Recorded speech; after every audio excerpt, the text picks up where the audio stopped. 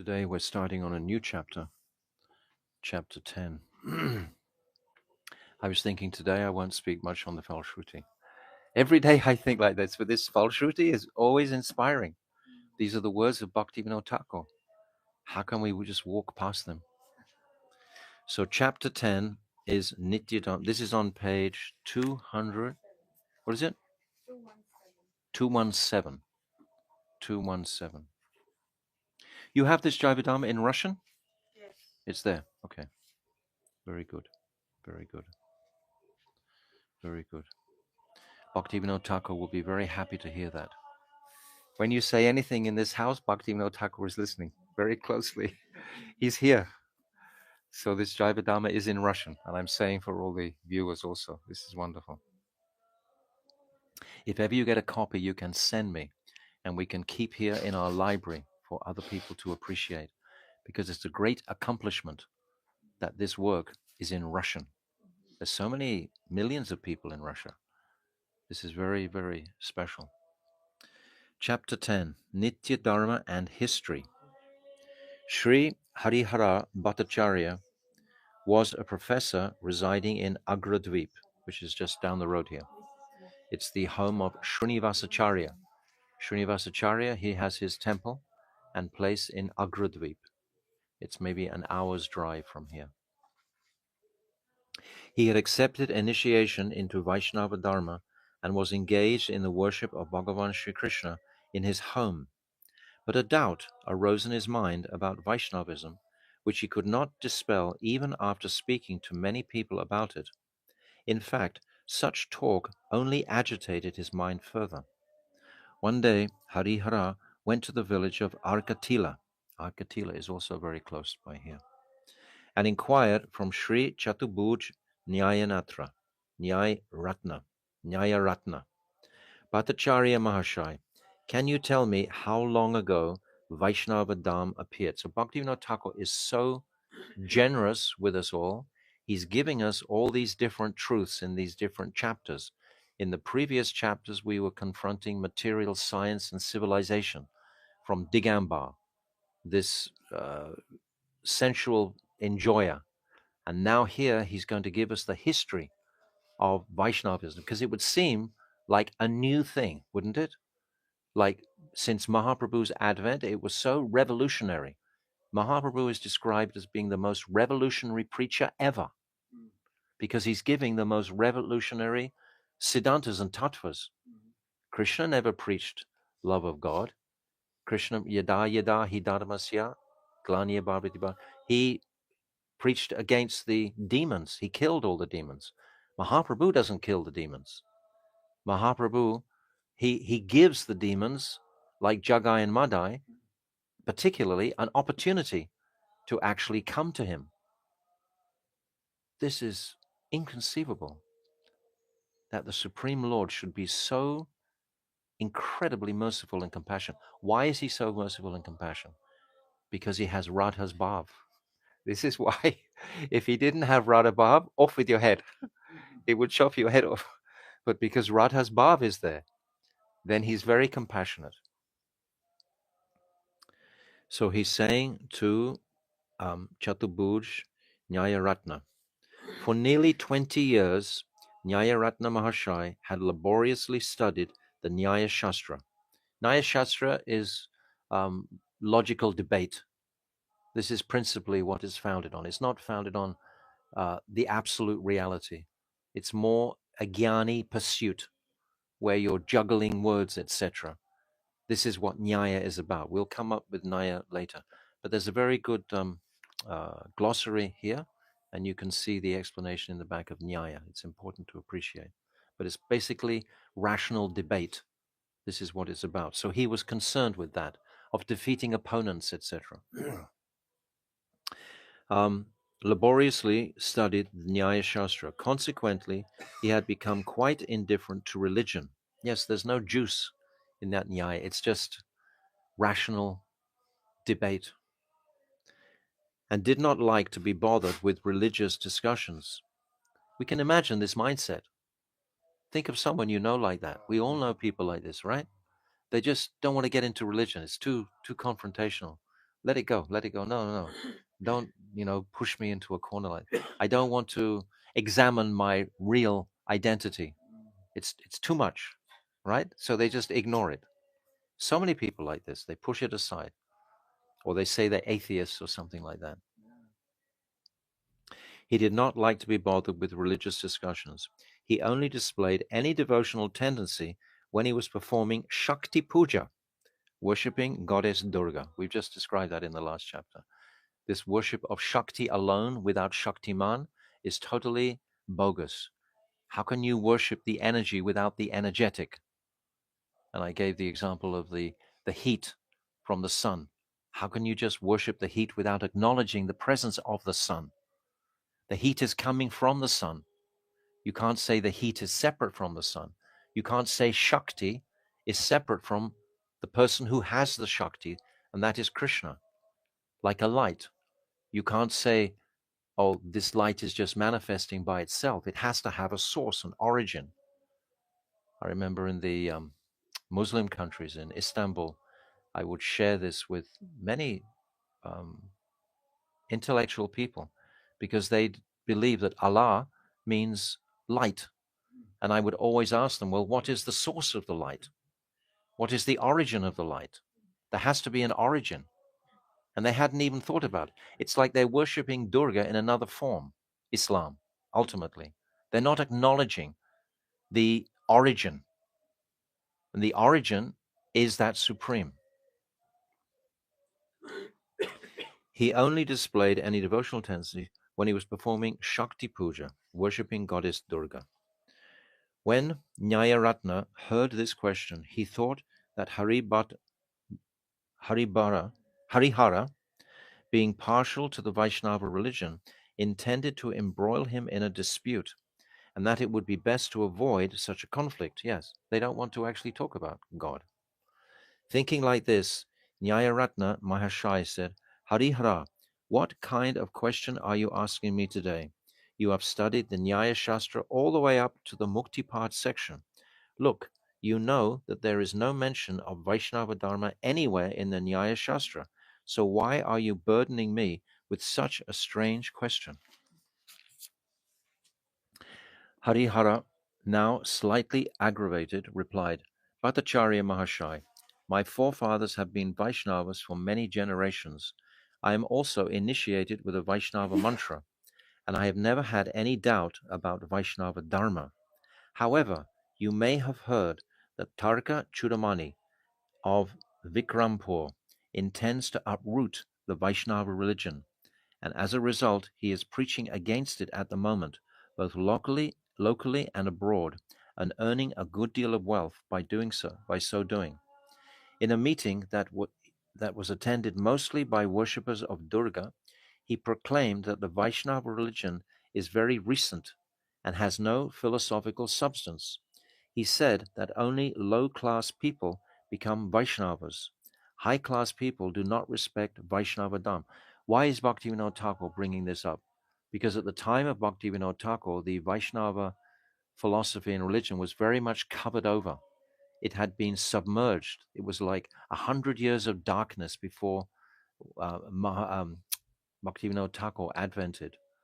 And this was why, because people had put Durga Ma in prominence because they wanted something from this material world. They didn't want to selflessly worship the Supreme that Mahaprabhu was advocating. So he's bringing it up for many reasons.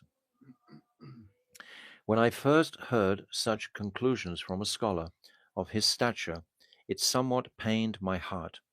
But when I thought it over, he's talking about Chudamani, but when I thought it over, it occurred to me that no Vaishnava Dharma existed anywhere in Bengal prior to the appearance of Chaitanya Dev.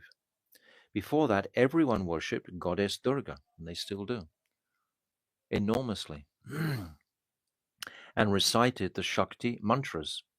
Granted, there were a few Vaishnavas like ourselves who worshipped by reciting Vaishnava mantras, but everyone's goal was ultimately to attain Brahm and Mukti, and to this end they diligently applied themselves. Yes, liberation from the suffering of this world and the attainment of the Brahman. We've come from the Brahman. it's very easy to again want to go to the Brahman because we were originally there. Originally, we manifested in that place. It's described in the 16th chapter.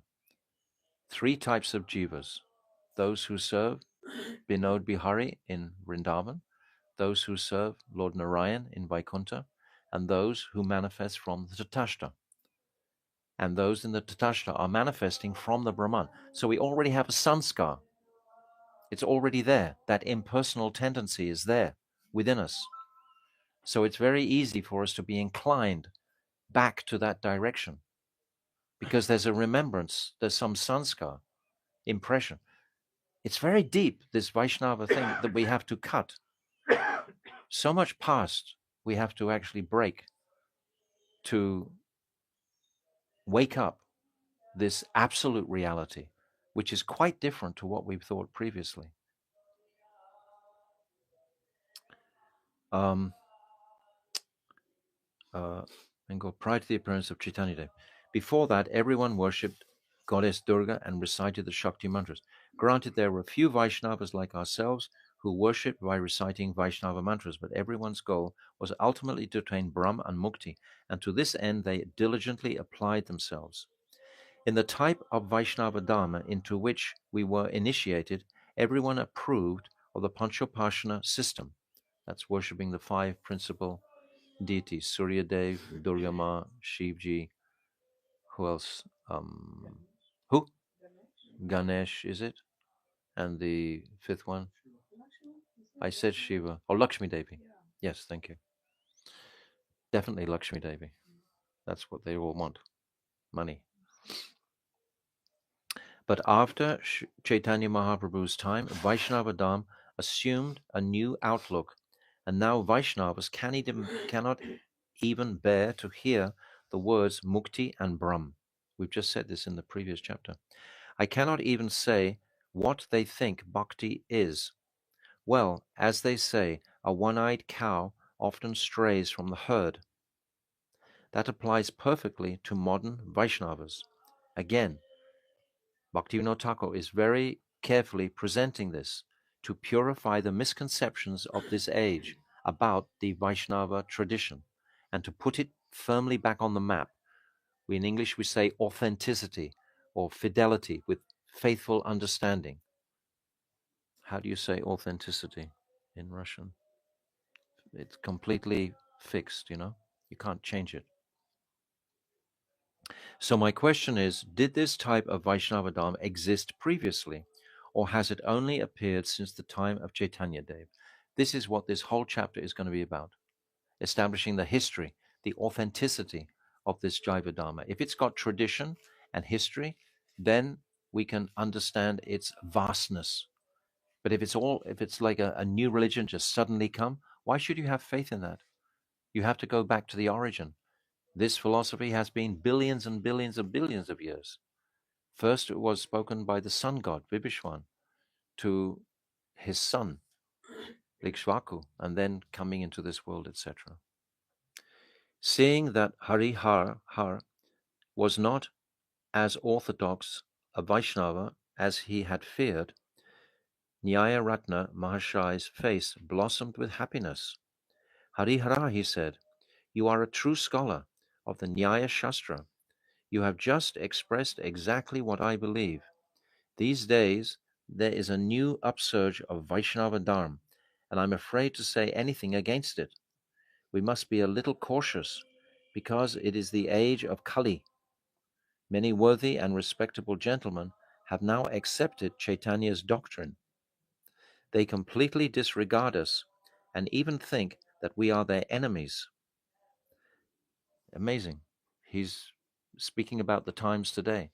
We are the enemy of those people who worship Durga Ma. They're afraid. I am afraid that our profession will become obsolete within a short time. Why, even the inferior castes of oil sellers, betel leaves vendors, and gold traders have taken to studying the Shastra, and that pains us. What is this root of this pain? It's envy. This is the root of it. Why should this glorious philosophy be accessible to everybody? They are envious of those people. Envious, and they are proud. We've talked before many times about this. Always appreciate this original anartha is envy. This is what makes people go against a godly religion, because they want to be like that Lord. That's the reason we're all in the material world to begin with, because we wanted to be like Krishna, right? That's why we came here. Let me enjoy matter like Krishna, but I'm not Krishna.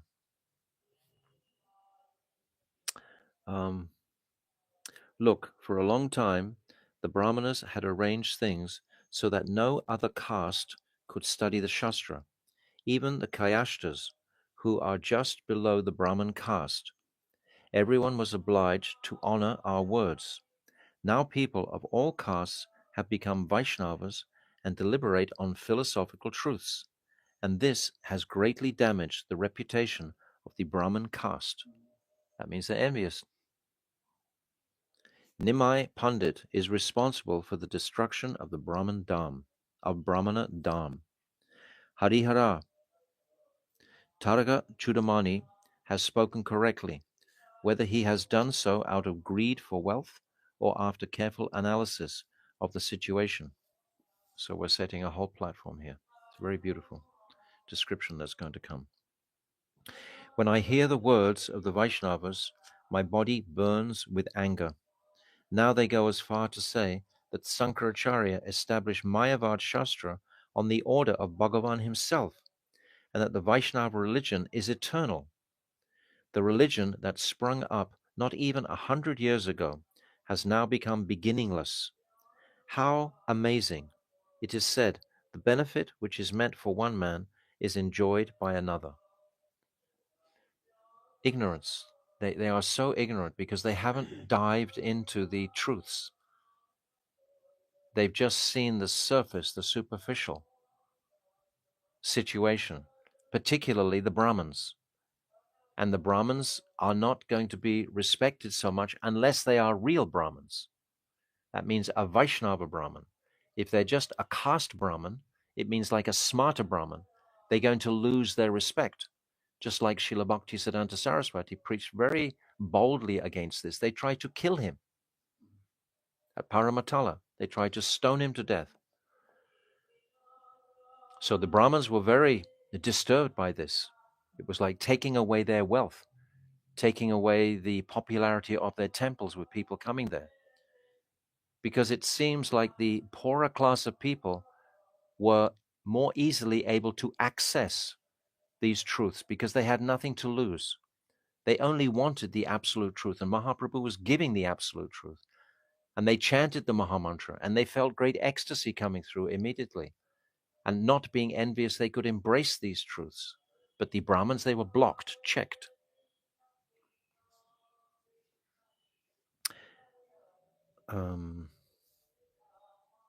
Whatever glory Navadvip attained formerly has now been laid to waste. In particular, there are some Vaishnavas who now live in Gadagachi in Navadvip, who look upon the world as a shallow earthen plate. A few good scholars among them have stirred up such a great commotion that it has ruined the entire country. Now the occupational duties of the four castes, the eternal truth of the doctrine of Mayavad, and the worship of the Devatas and Devis are all fading into oblivion. People seldom perform the Shraddha ceremony for the benefit of their deceased relatives anymore. How are we teachers to survive? Well, I wish this was the case. Bhaktivinoda Thakur was making it seem like this, but I mean, today it's more people are worshipping Durga than are worshipping Krishna, actually, here locally. Perhaps in the world now, this is what they don't realize. In Russia, for example, so many people have actually accepted Krishna. And in Europe, so many people, and Americas also. So this Krishna consciousness is thriving. But in Bengal, its original place, it's not thriving sufficiently. We have work to do. Harihara said, Mahatma, is there no remedy for this? In Mayapur, there are still 6 or 7 Brahmin scholars of great repute. Across the Ganga in Kuliagram, there are also numerous scholars who are well versed in the Smriti and Nyaya Shastras. If they all combine together and attack Gadagachi, will it not bear fruit? So they're picking up another challenge towards the Vaishnavas, like it happened in the 6th chapter. In the 6th chapter, all the scholars went there and they were completely defeated by Vaishnava Babaji. And now again, they're picking up that aggression. Nyayaratna said, why not? It's possible if the Brahman Pandits can unite, then there are differences, but there are differences among them these days. I heard that a few Pandits, headed by Krishna Chudamani, went to Gadagachi and initiated a debate, but they came back to their schools defeated, after which they spoke no more about it than was absolutely required. So he's continuing the pastime, more or less. Harihara said, Bhattacharya Mahashai, you are not only our teacher, but the teacher of many great teachers. Your commentary on the Nyaya Shastras has taught many great scholars the art of reasoning by analyzing fallacious arguments. This is what Nyaya is about. If you so desire, you can defeat these Vaishnava scholars once and for all. Establish that the Vaishnava religion is a modern invention that the Vedas do not support. This will be a great act of mercy on the Brahmanas, and it will reinstate our long-established Panchopashana worship, which is on the point of vanishing. So, very interesting. Chatubhuj Nayaratna was inwardly afraid to debate with the Vaishnavas, thinking that they might defeat him, as they had Krishna Chudamani and others. He said, Harihara, I will go in disguise. You should pose yourself as a teacher and ignite the fire of debate at Gadagachi. After that, I will take over and assume responsibility.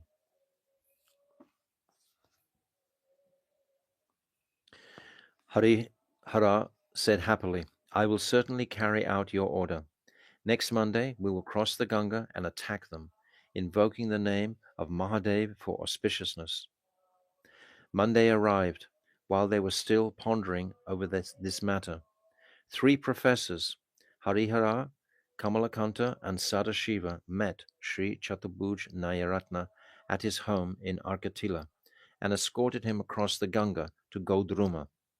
At 4 in the afternoon, they arrived at the Madhavi Grove, exclaiming, Haribol, Haribol, having a mood like Durvasa Muni, surrounded by his followers. Advaita Das was at that time chanting Harinam in his kutia. Seeing them, he came out and affectionately offered them each a seat. He then inquired, how may I be of service to you? It's very interesting. The Vaishnavas try to live a secluded life, but the society won't tolerate it because they become really envious of them. Why are they able to actually live so comfortably and so peacefully and serve their God freely? And they're in their lifestyle, they're not supporting this Panchopashana. They're not supporting worship of Durga Ma. So they become very disturbed by that. And they are so powerful, the Vaishnavas, that when these scholars come, they completely defeat them. And they run away with their tails between their legs. So this is the strength of the Vaishnavas, because they're empowered. And if Mahaprabhu is empowering the Vaishnavas, who can defeat them? Just like Bhaktivedanta Swami Prabhupada. He went all over the world, met so much opposition, but just defeated it again and again and again by the power of the Lord, the potency of Krishna, Mahaprabhu. Harihara said, we have come to discuss some matters with the Vaishnavas. Advaita Das said, the Vaishnavas of this place do not debate on any topic. However, it is all right if you come to inquire submissively about something. The other day, a few professors initiated a full-scale debate on the pretext of making some inquiries, and in the end, they left greatly disturbed. I will ask Paramahamsa Babaji Mahashai and then give you an answer. Saying this, he entered Babaji Mahashai's kutia. A few moments later, Advaita Das returned and arranged more mats for sitting. Then Paramahamsa Babaji Mahashai came into the grove and offered Dandavat pranams to Vrinda Devi and then to the cultured Brahmin visitors. With folded hands, he inquired humbly, "O great souls, please order us. What service can we do for you?" I'm going to stop in a moment because this is a good place to stop. We've almost run out of time. Nyayaratna said, "We have one or two questions to ask, and we would like you to answer them." When Paramahamsa Babaji Mahashai heard this request, he summoned Sri Vaishnava Das Babaji Mahashai to join them. When Vaishnava Das Babaji arrived, he offered pranam to Paramahamsa Babaji and sat next to him. Within a short while, a small group of Vaishnavas had gathered. Nyayaratna Mahashai then asked his question, "Please tell us whether the Vaishnava religion is ancient or modern." So that's a good place to stop for today. So we'll stop now and tomorrow continue this very, very exciting educational conversation that to prove that the Vaishnava Dharma, to prove its fidelity, to prove its authenticity, is in antiquity. Antiquity means billions of years ago. This is what he's going to prove. So Jaiva Dharma ki jai, Gaur Premanandi, Srila Bhaktivinoda Thakur ki jai.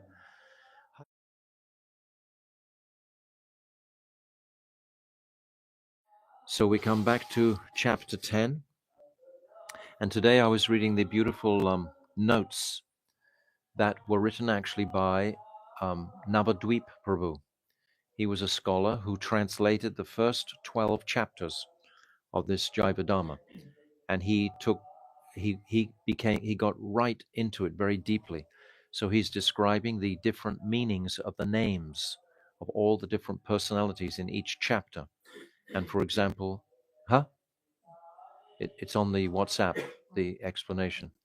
And for example, this personality, Hari Hara, that we hear to begin with, he explains how Hari Hara is actually confused about his identity because Hari represents Krishna and Hara represents Lord Shiva.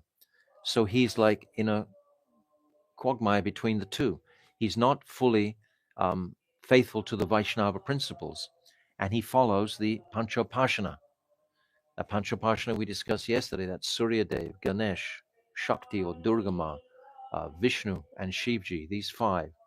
So actually, they only use these five to attain mukti. Their goal is mukti. They fundamentally, because Nyaya Shastra, that this Nyaya Ratna, he is a great proponent of this Nyaya Shastra, and that ultimately is focused on mukti, on the impersonal Brahman. This is why he doesn't like to hear anything about religion. In the beginning, we discussed yesterday, but now they've come today to talk about the authenticity or the antiquity, the what is the nature of this Vaishnava philosophy, because it seems like it's a new thing. And in one sense, it's like Mahaprabhu invigorated the highest principles into the Gaudiya line. This philosophy has been present since the dawn of creation. Lord Brahma, he spoke these same verses in the Bhagavatam, the Chatushloki verses. So this has come from that time. So its history is from the beginning is endless. It's eternal in that sense, in the material world, because it is eternal. It's about the eternal dharma of the jiva and soul. It's not sectarian in any sort of way at all. So this is what Vaishnava Das is going to explain. But I'm just reiterating a little bit of the history from looking at the explanation in our notes that are on the line. It's very good. So now these two personalities, they've come to challenge the Vaishnavas who don't like to debate, but still it's as if the credibility of the Vaishnava tradition has been put on the line, so they have to respond. But more than that, Bhaktivinoda Thakur wants to answer this question because there's many smarters living here in Bengal in particular who don't understand these truths. They are focusing on mukti. They worship Durga Ma because ultimately they want mukti. This is their goal. So Bhaktivinoda Thakur is addressing a very large audience here in his putting down this chapter. All the chapters are addressing um, what do you call obscurities of Vaishnavism at the time of Bhaktivinoda Thakur. There's so much darkness was there. So all of these places where the general populace are having problems with accepting Vaishnavism, Bhaktivinoda Thakur is going to purify and reveal through this Shastra. So this is giving us great Shastric clarity on our faith in Vaishnavism. It's so supportive. We never know who we might meet in the world who wants to know the answers to these questions. And for our own selves, if we have any doubt about the um, antiquity of Vaishnavism, because it was at a certain level until Mahaprabhu advented, and then he infused it with the mood of Rag Marg. But prior to that, Rag Marg hadn't been opened out, so to speak. It was there subliminally, but it wasn't strongly externalized. But Mahaprabhu, he brought it out. So they are thinking, because this historically, we heard just yesterday, it was only 100 years ago, before this conversation we're reading now, that Mahaprabhu was present. So it seems very recent. So this is the history that we're looking at now. We're trying to understand this history of Vaishnavism. And it seems that it just began 100 years ago with Mahaprabhu's advent. But it's going to be explained that it began much more before that. So I'll start at the top of page 222. Nyaya said, "We have one or two questions to ask, and we would like you to answer them." When Paramahamsa Babaji Mahashai heard this request, he summoned Sri Vaishnavadas Babaji Mahashai to join them. When Vaishnavadas Babaji arrived, he offered pranam to Paramahamsa Babaji and sat next to him. Within a short while, a small group of Vaishnavas had gathered. Nyayaratna Mahashai then asked his question, "Please tell us whether the Vaishnava religion is ancient or modern." He thinks they're going to catch the Vaishnavas out. He thinks they're going to defeat him. Paramahamsa Babaji Mahashai requested Vaishnava Das to respond in a peaceful yet grave tone of voice.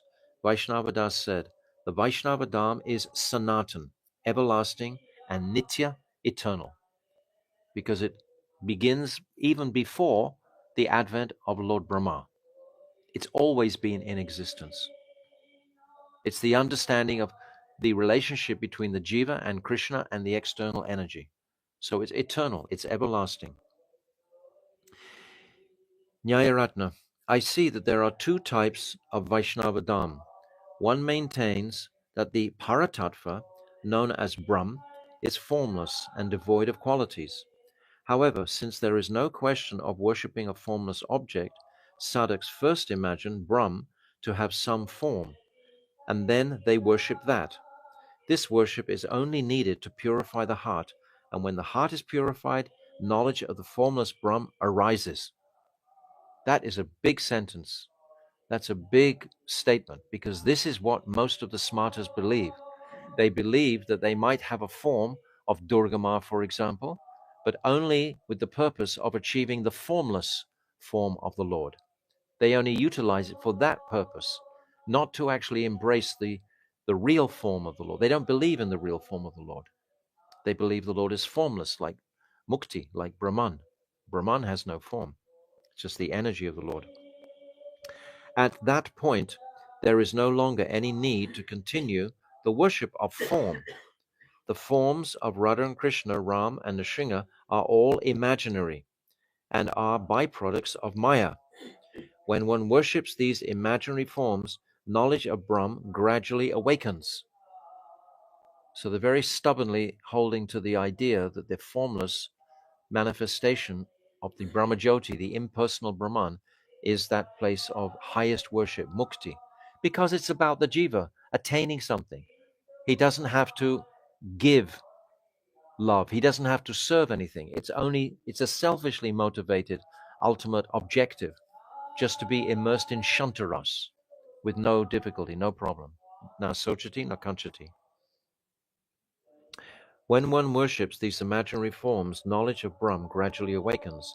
Among worshippers of the five deities, Panchopashika, those who worship the deity of Vishnu and recite Vishnu mantras with this attitude consider themselves Vaishnavas. This is completely bogus, right?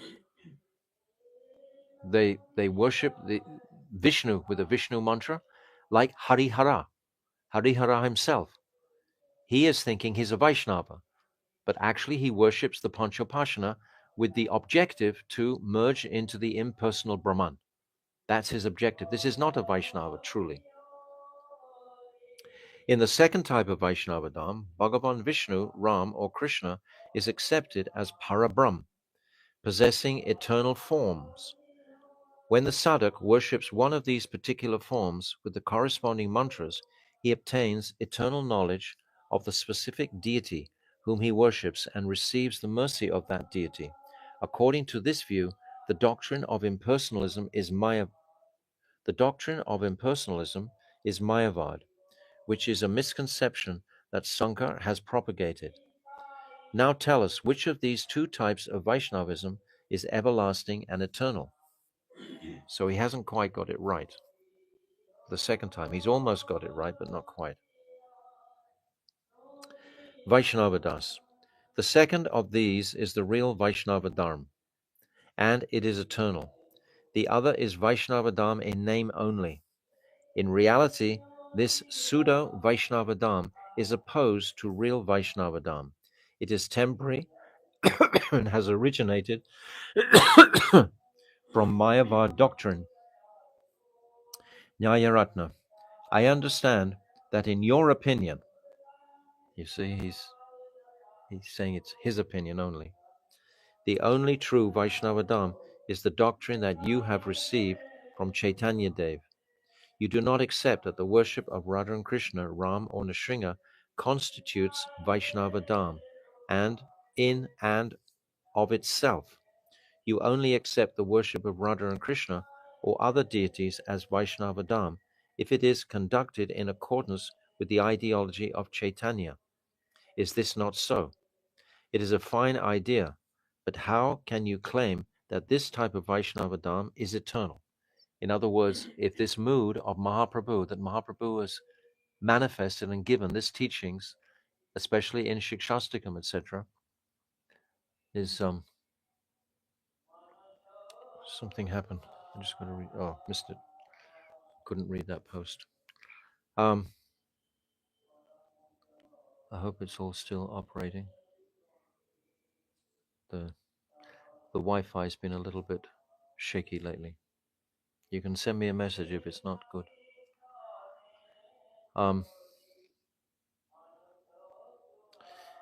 He's imagining that the teachings of Mahaprabhu, which were so radical in accepting general people as qualified recipients of Krishna's mercy, this was unheard of before. Okay, everything's good. So Mahaprabhu has added such a speciality to this Vaishnava line, and they are considering that this is the beginning of Vaishnavism. You see, you understand the history. You're getting the picture. So this is what has to be explained here. Vaishnavadas. This type of Vaishnavadam is taught throughout the Vedic Shastra, and it is instructed in all the Smriti Shastras. All the Vedic histories sing the glories of this Vaishnavadam. So he's just substantiating that. This Vaishnavadam is eternal. Nyayaratna. It is obvious that Chaitanya Dev is the pioneer of this doctrine, but he appeared less than 150 years ago. So how can it be eternal? He doesn't understand that Mahaprabhu has come into this line. He's come into this Brahma Madhva Gaudiya line. Mahaprabhu has advented in this sampradaya, that was already existing from Lord Brahma. It was already there. But he infused a new understanding of the absolute reality because he's Krishna himself. And in principle, what they object to, these smarters, is that you're distributing it to everybody. They had felt it was exclusively their property, so they could charge people. They would make a living out of being a Brahmin. So now they're actually losing their living. They're losing their high respect and regard in society. This is why they're unhappy all over. And they're still unhappy today. Vaishnavadas. This Vaishnava Dharma has been in existence from the very moment of the Jiva's appearance. The Jivas are anadi because they have no beginning in material time. We began in the Brahman. That's where we were conceived. And there's no time. That's why we are eternal. We're coming from an eternal place, literally, but we're coming into the material world. Originally, we were in that eternal realm of like the Brahmand area. That is where we manifested from until that desire to enjoy or that desire to love rose in the heart. And at that time, we had the choice to either focus on our service to Krishna or our service to ourselves. And at that time, then we came into the body of Mahavishnu. Then we all manifested in the glance of Mahavishnu into the Pradhan, the Udara Shakti, the womb of Durga Ma, etc. That's the whole long story. Begin. This Vaishnava Dharma has been in existence from the very moment of the Jiva's appearance. The Jivas are anadi because they have no beginning in material time. No, in that Brahmajyoti, it's not material time. Therefore, the constitutional function of the Jivas, known as Jaiva Dharma or Vaishnava Dharma, is also anadi. This would be astonishing to someone like Nyayaratna. They hadn't considered the transcendental nature of the Jiva. We are transcendental. We've come from a transcendental place, but we have become grossly covered over due to our desire to become like Krishna, and we'll never be like Krishna. We can never usurp his position. However hard we try, we'll always remain eternal until the transcendental connection comes to take us into that transcendental kingdom. Therefore, the constitutional function of the jivas, known as Jaiva Dharma or Vaishnava Dharma, is also anadi, eternal. Brahma is the first jiva to take birth in the universe.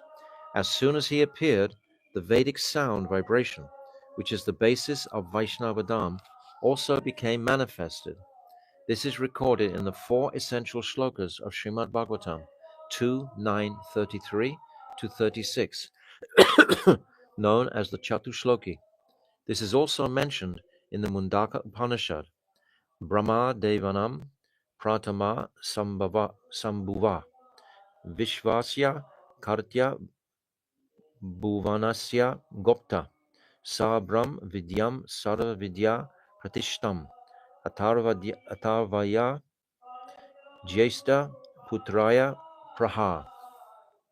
Brahma, who is the first of all the devas and who appeared from the lotus that sprouted from the navel of Bhagavan, is the creator of the universe and the maintainer of all living entities. He imparted Brahma Vidya, which is the basis for all other knowledge, unto his eldest son, Atharva. So we're going right. He wanted to know about the history. This is the history. We'll see what he makes of it. The Rig Veda Samhita 122.20 mentions the instructions of this Brahma Vidya. Tad Vishno Paramam Padam Sada Pashyanti Suryaha Dviva Chakshu Atatam. The Gyani Gyans, pure Vaishnavas, always behold the supreme abode of Bhagavan Sri Vishnu, just as the unobstructed eye sees the sun within the sky. It is said in the Kata Upanishad, Vishnu Yat Paramam Padam, only the lotus feet of Bhagavan Sri Vishnu is the highest attainment. Only the lotus feet of Bhagavan Sri Vishnu is the highest attainment. He's just cutting to shreds straight away this Panchopashana philosophy, which Harihara and Nyayaratna support. They don't know, they're just in ignorance. They haven't been exposed to these Vaishnava truths.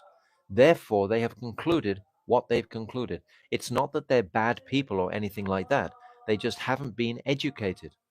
We should understand their habits are probably very sattvic and pure. They're not envious. They just are in ignorance. So they should be given mercy. And Bhaktivinoda Thakur will demonstrate this. The Svetasvarta Upanishad says, Sarvatisha Udavam Adas Cha Tirak Prakyashyam Brajate Yad Van Vanadavam Evam Sa Devo Bhagavan Varenyo Yoni Swabhavan Atita Stya Eka. Bhagavan is the supreme person and the original source of all the devas. He is the supreme object of worship and is one without a second. Just as the sun shines radiantly, illuminating all directions, upwards, downwards, and on all sides, so Bhagavan regulates material nature, which is the origin of all different species of life. He's absolutely confirming what is Krishna Tattva here, because these two personalities, they need to hear this. We need to hear this. That's why Bhaktivinoda Thakur was giving it to us. It is said in the Taittiriya Upanishad, Satyam Jnanam Anantam Brahm, Yo Veda Nihitam Guyam Parame Vyoman, So Shnute Sarvam Kamam Saha Brahmanya Brahmana Vipaschita. Paratattva Brahm is the embodiment of truth, knowledge, and eternity.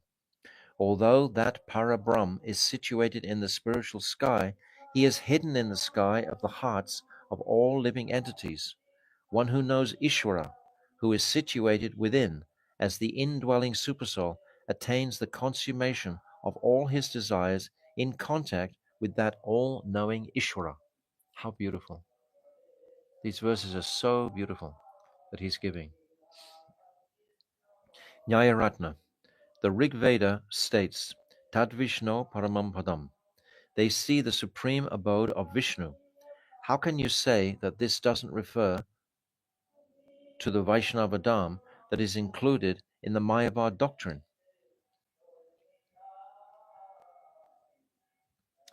Vaishnava Das.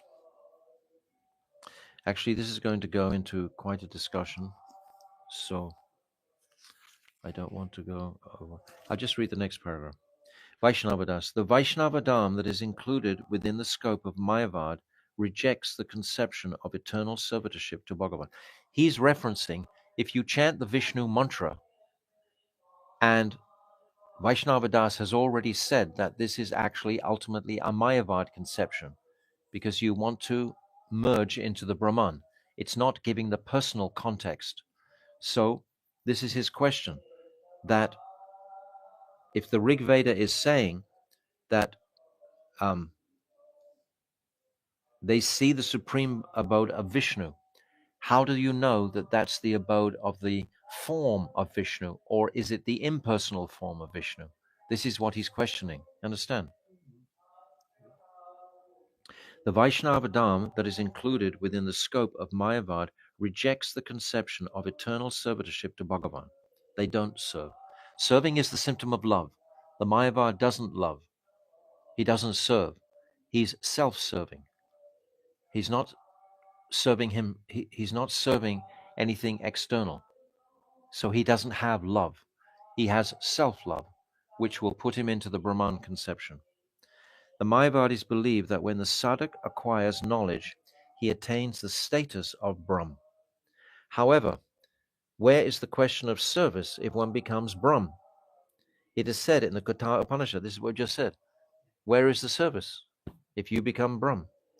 Nyayamatma pravachena labhyo na medya na bahuna shrutena yam evaisya vrinute tena labhyas, tasyaisa atma vivrunate tanum svam. That Paramatma Parabrahm cannot be attained by delivering learned discourses, by applying one's intelligence, or even by hearing the Vedas extensively. That Paramatma is attainable only by one upon whom he bestows his mercy. Since the Paramatma is very close by, he reveals his own form. How beautiful. You understand that? It's so beautiful. Only he will reveal him for his form. We said so many times, you can't crash the gates of heaven by your material prowess or your material intellect or strength.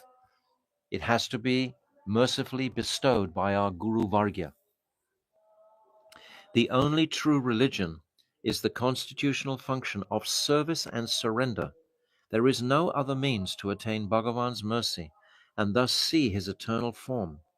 Bhagavan, knowledge of Brahm, will not enable one to attain darshan of Bhagavan's eternal form. We can understand from this categorical Vedic statement that pure Vaishnava Dharma is founded upon the Vedas.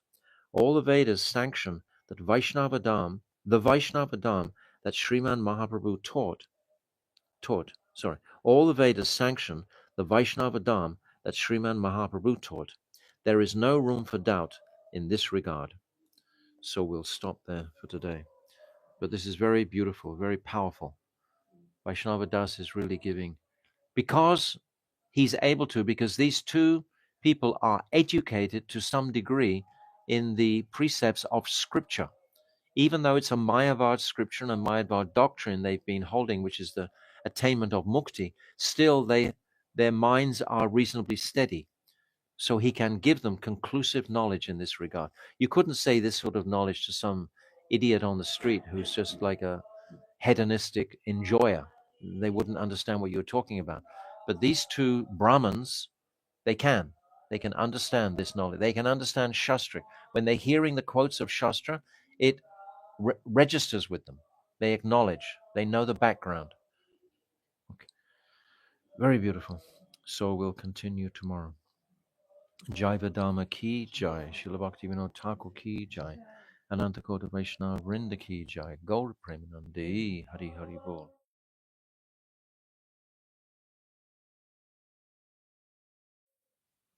So at the top of page 226, and after the translation of the verse that we spoke yesterday, we come to more of an explanation on this. I'm just going to repeat this, what we did yesterday. The only true religion in the constitutional function of service and surrender. This is the only true religion in the constitutional function of service and surrender is Vaishnava Dharma. There is no other means to attain Bhagavan's mercy and thus see his eternal form. If you're in Vaidhi Bhakti, not spontaneous attraction, then at very best you can go to Vaikuntha. And who do you see in Vaikuntha? You see Lord Narayan in his four-armed form. And you also, as the liberation of Swarup, this Samipya, Sarupya, Salokya, Sharsti. These four types of liberation is what is aspired for in the Vaikunthas. But in the Vaikunthas, Lord Narayan and Lakshmi Dev, they don't have parents. There's no Vatsalya Ras there. There's no playful sports in the forest. There's no Jamuna. There's not even any Ganga Devi isn't flowing there. There's no Kamandenu cows. There's no Kalpavriksha trees. None of this is available in Vaikuntha. There's no this Ivitrata we described in the first verses. These astonishing pastimes. They're not present in Vaikuntha Dham. Vaikuntha Dham is a place of liberation. So, and it's a great accomplishment for a jiva from this world to actually attain Vaikuntha, to become liberated from this material consciousness and totally focus on serving Lord Narayan in Vaikuntha, this is enormous. But Mahaprabhu has come to give something so much beyond that. He's come to give the whole variegated appreciation of the spiritual reality in Goloka Vrindavan, not even just in Dwarka or Mathura, but in Goloka Vrindavan, where even the flowers are like Chintamani stones. They can produce anything, but what do the gopis use them for? Just making garlands. This is the distinction we should see clearly. So this knowledge wasn't given. Knowledge of Brahm will not enable one to attain darshan of Bhagavan's eternal form. Yes, knowledge of the Brahmajyoti, this is like a Brahmagyani, he doesn't get the form. He just is in Shantaras. And it's just simply an experience of neutrality. In Shantaras, it's neutral. There's no relationship, there's no sambandha. So this is the fruit of Brahmagyan or moksha, which is what both of these Brahmins who are challenging were striving to attain. In this Nyaya Shastra, their goal is mukti. And Harihara, his goal, it's Panchapashana, but his goal was mukti. Both had the goal of mukti. So knowledge of Brahm will not enable one to attain darshan of Bhagavan's eternal form. We can understand from this categorical Vedic statement that pure Vaishnavadam is founded upon the Vedas. All the Vedas sanction the Vaishnavadam that Sriman Mahaprabhu taught. You see, the Veda automatically goes back to Lord Brahma. It goes back to Krishna. Where did the Veda manifest? It manifested from Krishna. So you can't go further back than that. This is how ancient is Vaishnavadam. All the Vedas sanction the Vaishnavadam that Sri Mahaprabhu taught. There is no room for doubt in this regard. Nyayaratna. Is there any statement in the Vedas to the effect that Krishna bhajan and not realization of Brahmagyan is the highest attainment? They can't bring their minds to see anything higher than Brahmagyan, which is moksha. They've never heard of that, anything more. Vaishnavadas. It is said in the Taittiriya Upanishad 2.7.1, Raso Vaisaha, Krishna is the embodiment of Ras. Besides, the Chandogya Upanishad 3.8.13.1 states, Shamak chabalam prapadye sablak shyamam prapadye. by service to Krishna, one attains the transcendental abode of divine bliss, which is full of wonderful pastimes. And by reaching that transcendental abode of wonders, one attains Krishna. So when we mention the name Krishna, this is form, this is Krishna with all his attributes. There are many similar statements in the Vedas which declare that Krishna bhajan is the highest attainment. Nyayaratna, is the name Krishna anywhere to be found in the Vedas? Vrindavan Das, does the word Shyama not refer to Krishna? It is said in the Rig Veda 122, 164 to 31. Apasyam gopam anipadyam nama. I saw Sri Krishna, who is born in a dynasty of Gopas and who is imperishable. How beautiful. There are many statements in the Vedas that refer specifically to Krishna, who appeared as the son of a Gopa, cowherd. Nyayaratna, Krishna's name is not clearly mentioned in any of these statements. This is simply your contrived interpretation. So he's not accepting. Vaishnavadas, if you study the Vedas carefully, you will see that they have used these types of indirect statements in relation to every topic. The sages of old have explained the meaning of all these statements, and we should have the highest regard for their opinions. It's the sages, you see, and the saints who have written the commentaries on these verses. If we don't have regard for the personalities, like we have the commentary of Srila Krishnadas Kaviraj, we have the commentary of Rupa Goswami, we have the commentary of Sanatana Goswami, of Jiva Goswami, of Bhaktivinoda Thakur, of Srila Vishwanath Chakravarti Thakur, especially Srila Bhakti Siddhanta Saraswati. If we don't take these commentaries that teach us clearly Who is this? Jaiva Dharma itself is a commentary on these scriptures. So if we don't take these words of these personalities seriously as we would the words of the Vedas, we're missing, because these personalities have been empowered by the Vedas to distribute this knowledge. The sages of old have explained the meaning of all these statements, and we should have the highest regard for their opinions. Nyayaratna. Please tell me the history of Vaishnava Dharma. So this is where we came to yesterday. Vaishnav Das. I have already said that the appearance of Vaishnava Dharma is concurrent with the origin of the jiva. It begins with the origin of the jiva, the very origin of the jiva. Brahma was the first Vaishnava. Sriman Mahadev is also a Vaishnava, as are all the progenitors of mankind.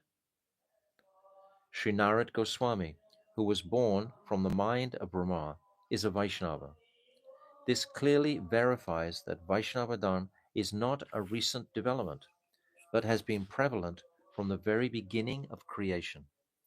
When the devotees really appreciate this fact deeply, we feel very safe and secure. Sometimes the devotees feel insecure about various reasons in their lives. But if we consider the absolute security of this Gaudiya line, this Brahma Madhva, dating back to Lord Brahma, you can't have a more secure treasure than this. You can't have deeper security than this. This line that we are in, completely safe from all anomalies, because the sadhus and the sages, they've revealed all the truths through this line, but has been prevalent from the very beginning of creation. Not all living entities are free from the influence of the three modes of nature, and the superiority of a high Vaishnava will depend on the degree to which he is free from the modes. So all these commentators, they are free from the modes. The Mahabharata, Ramayana, and the Puranas are the histories of the Aryan race, and they have all described the excellence of Vaishnava Dharma. We have already seen that Vaishnava Dharma was present at the beginning of creation. Prahlad and Dhruva were both pure Vaishnavas. During their time, there were many thousands of other Vaishnavas whose names are not given anywhere in history, because only the most prominent have been mentioned. Dhruva was the grandson of Manu, and Prahlad was the grandson of Prajapati Kashyapa, and they both lived close to the beginning of creation. Of this, there is no doubt. You cannot throw any contention or doubt on the ultimate words of the Vedas. And both lived close to the beginning of creation. Of this, there is no doubt. You can therefore observe that pure Vaishnava Dharma was active from the beginning of history. Later, the kings of the solar and lunar dynasties, as well as the great munis and rishis, were all intently devoted to Sri Vishnu. There is extensive mention of Vaishnava Dharma in the three previous ages known as Satya, Treta, and Dwapara. Even in the present age of Kali, Sri Ramanuja, Sri Madhvacharya, and Sri Vishnu Swami in southern India, and Sri Nambaditya Swami in western India, initiated many thousands of disciples into pure Vaishnava Dharma. He's putting the whole picture here. He's gone right back to the very beginning of creation, then he's come locally to the four different ages, now he's come into Kali Yuga with all the different Sampradaya Acharyas. By their mercy, perhaps half the population of India crossed the ocean of Maya and attained shelter at the lotus feet of Bhagavan. Also, just consider how many downtrodden and degraded people Sri Sachinandan, who is the master of my heart and soul, delivered in this land of Bengal. Can you still not perceive the greatness of Vaishnava Dharma in spite of witnessing all this? So just in this one paragraph, he's given us a map, the entire map from creation, all the way down to Sachinand, all the way down to Bengal. The entirety of our line is there. Nyayaratna. Yes, But on what basis do you call Prahlad and the other Vaishnavas Vaishnavadas? They can be known as Vaishnavas on the basis of Shastra.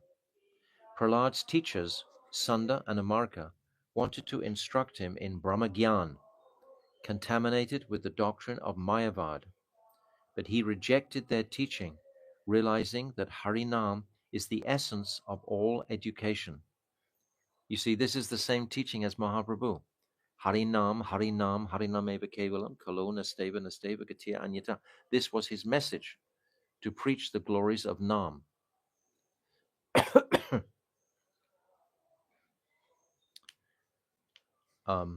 But Prahlad rejected their teachings, realizing that Harinam is the essence of all education, and he constantly chanted the name of Bhagavan with great love and affection.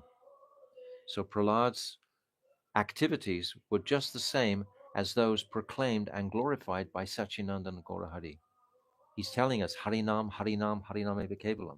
This is stated, this is understood. Cheto Darpanam Marjanam, Baba Mahadabhagni Rapanam. He's saying in his Shikshastakam, just glorify this holy name of the Lord. This is Kalir Dosha Nidhi Rajan Asti Hyeko Mahanguna. Kirtanad eva Krishnasya Mukta Sangha Parambrajet. This is saying that in this age of Kali, which is an ocean of faults, dosha, there is only one good quality, Mahaguna, and this is the kirtan of the holy name. So this is proclaimed throughout the Bhagavatam, the glories of the holy name. And this is the same as what Prahlad Maharaj was doing. So how can Prahlad Maharaj not be fully practicing Vaishnava Dharma? It's non-different. You see.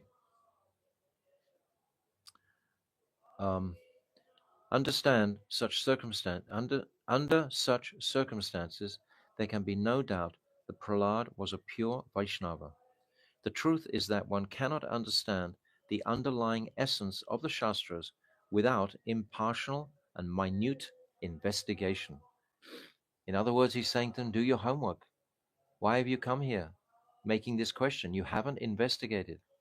He knows Nyaya Ratna has only just been studying the Nyaya Shastras, debating about material objects and trying to prove one argument superior to another. My argument is stronger than yours. Completely mundane. This Nyaya Shastric philosophy is completely mundane. It's all about this material world. And Harihara, the other Pandit, he's completely confused. Like we were describing yesterday, the etymology of his name, Harihara. He's thinking that about Hari, Krishna, and he's thinking Hara, Mahadev. He doesn't know which one. This is called Brahm Swarup or Swarup Brahm. This is one of the aparads, the anartas, Swarup Brahm, not knowing which is which. The truth is that one cannot understand, yes, without impartial, that means not prejudiced, that means I'm not going in there looking to challenge and looking to try to find fault. Impartial. I'm just trying to hear the evidence and then make my assessment. Impartial and minute investigation. Bhaktivinoda Thakur is demanding like this. Nyayaratna. If, as you say, Vaishnava Dharma has been in perpetual existence, what new insight did Chaitanya Mahaprabhu reveal for which he should be given such special regard? Wow, what a beautiful question. That is such a beautiful question, because that's the entirety of Mahaprabhu's teachings and instructions. This is a really beautiful question. Vaishnavadas. Vaishnavadam is like a lotus flower, which gradually comes into bloom when the time is ripe. First, it appears as a bud, and then it slowly begins to blossom. So he's describing the gradual appearance of Vaishnavadam. It doesn't all of a sudden manifest. It's like Prithu Maharaj and the great sages described in the Bhagavatam. They weren't spontaneously attracted to Brajabhav. Prithu Maharaj had darshan of the Kumaras, and he was focusing on Vaikuntha Bhav. This is their destination. This is where they were focused. Shaktivesh Avatar. Vyasadeva also, until he met Narad, just preaching the glories of Karmakand and Gyankand. So it's a gradual unfoldment. First it's a bud, and then it blossoms and slowly begins to blossom. In its maturity, it is fully blossomed and attracts all jivas by diffusing its sweet fragrance in every direction. So its complete maturity manifests with Chaitanya Mahaprabhu. At the beginning of creation, four aspects of knowledge were expressed to Brahma through the medium of the Chatushloki Bhagavatam. These were Bhagavat Gyan, transcendental knowledge of the Absolute as Bhagavan. Maya Vigyan, analytical knowledge of Ishvara's external potency. Sadhan Bhakti, the means of attaining the goal. And Prem, that which is the object of attainment.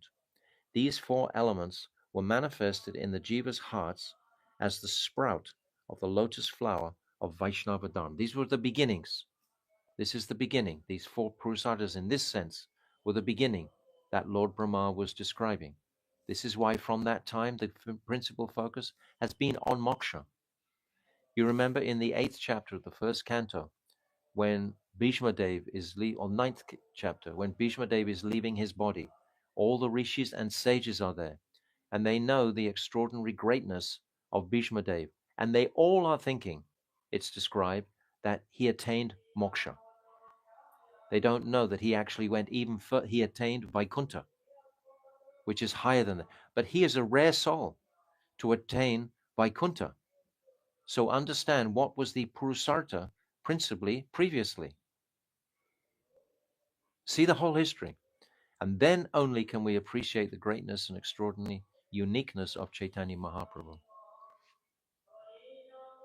At the time of Prahlad, this sprout took shape as a bud. Prahlad was renowned for his nishta. His nishta is what we remember Prahlad for, his absolute nishta. But still Prahlad is considered what? A Jnani Bhakta.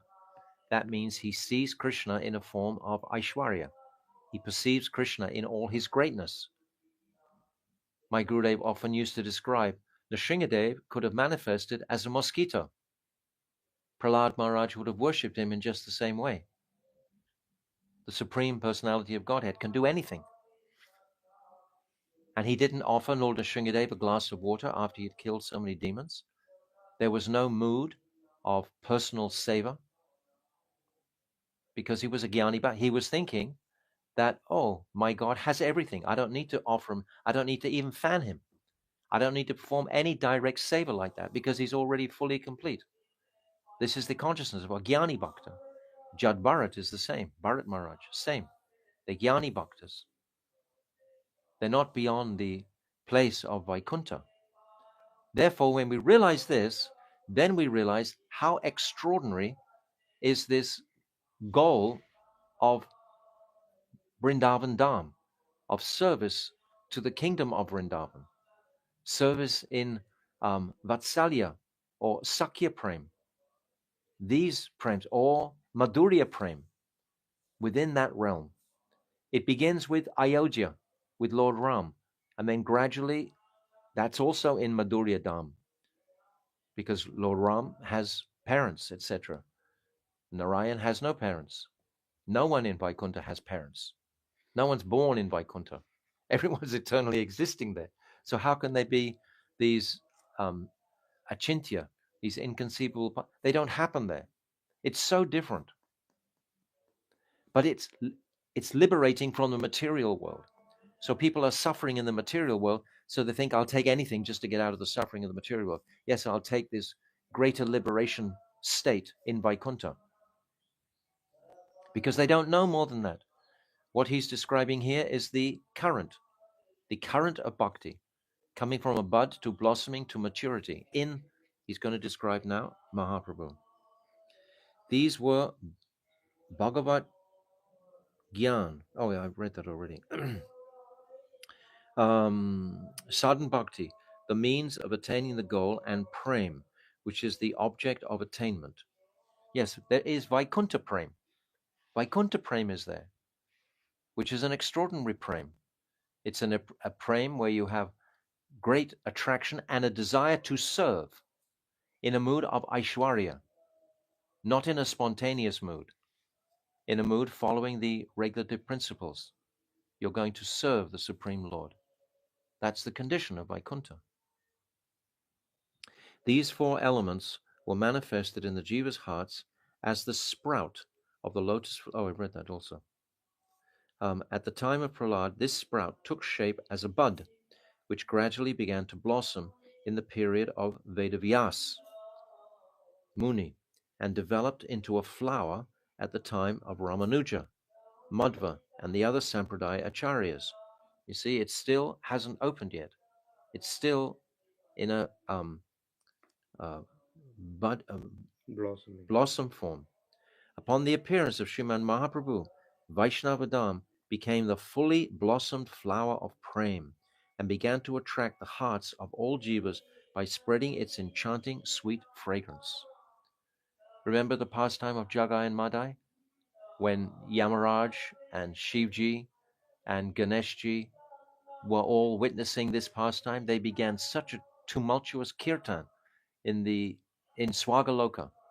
And it's described in Chaitanya Bhagavat how Yamaraj, he passes out in his chariot and all the other devas come around him because they're just so astonished that Mahaprabhu has had the potency to transform the heart of such sinful rascals as Jagai and Madai. He asked Chitragupta, his scribe, what is the extent of their sins? Chitragupta says, we have thousands of scribes writing down their sins, and we are all wearied. We are all tired. We can't write anymore the extent of their sins. And yet all these sins have just been thrown into the ocean just in a moment by the mercy of Mahaprabhu. So the Devas are utterly astonished. How long do the Devas live for? 310 million years. The life of one Manu is the lifespan of the Devas. So in their life, they have not perceived such mercy, because Krishna only appears once in the whole day of Lord Rama, in this Vaivashvatu Manu period, in the 28th Divya Yuga, within the 7th Manvantara. So previously, this gift of Raganuga Bhakti was never available. So Vaishnava Das is trying to go right back in history for these two pundits. The supremely confidential essence of Vaishnava Dharma is the awakening of Prem. Sriman Mahaprabhu created the good fortune for all jivas by distributing this Prem through the chanting of Sri Hari Nam. But we should understand that it's service to the Prem, the highest. Sri Nam Sankirtan is a priceless possession, worthy of the highest regard. Did anyone reveal this teaching prior to Mahaprabhu? Was it ever given? No. Ramanuja never gave that. Madhvacharya never gave that. Madhvacharya gave the form of the deity. He established the Murti of this Gopal Murti that's in Udupi, right? He established the Murti form, which wasn't there previously. So this is a gradual. But it was only Madhavendra Puri who was exhibiting these ecstatic bhavs. He is considered like the sprout, the beginning of Mahaprabhu's advent, and then from him comes the sapling tree of Ishwarapuri. This is our history. This is where we come to. Did anyone reveal this teaching prior to Mahaprabhu? Although this truth existed in the Shastras, yes, it's always existed because it's an eternal truth. It must have existed, but it was covered because Mahaprabhu had not advented to pull that cover back. He didn't break the dam holding this prem was intact.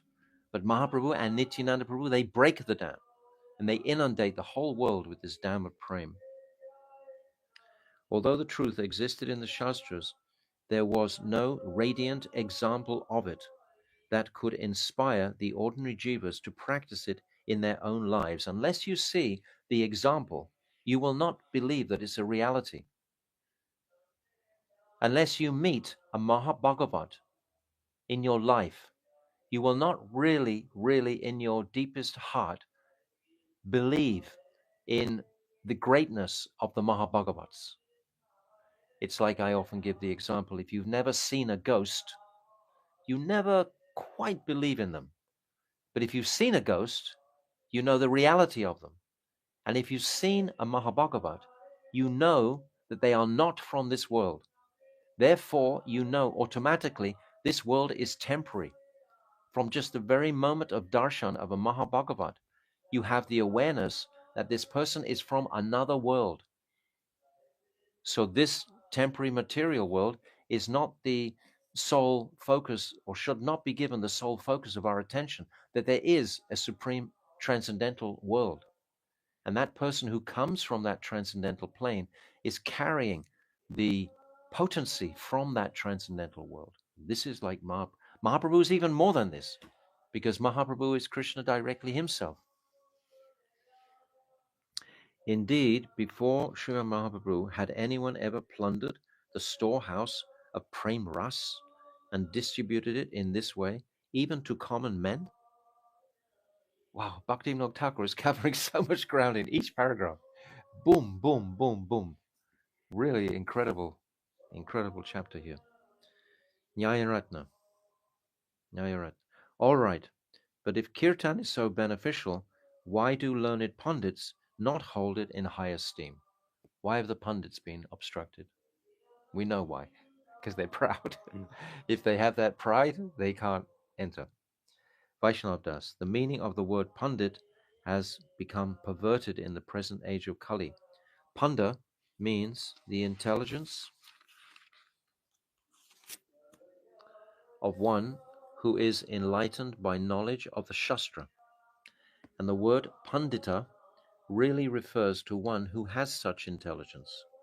These days, however, people are known as pundits if they can show off their vain sophistry in the Nyaya Shastra and explain the meaning of the Shmriti Shastra in novel ways that appeal to people in general. In other words, playing to the public.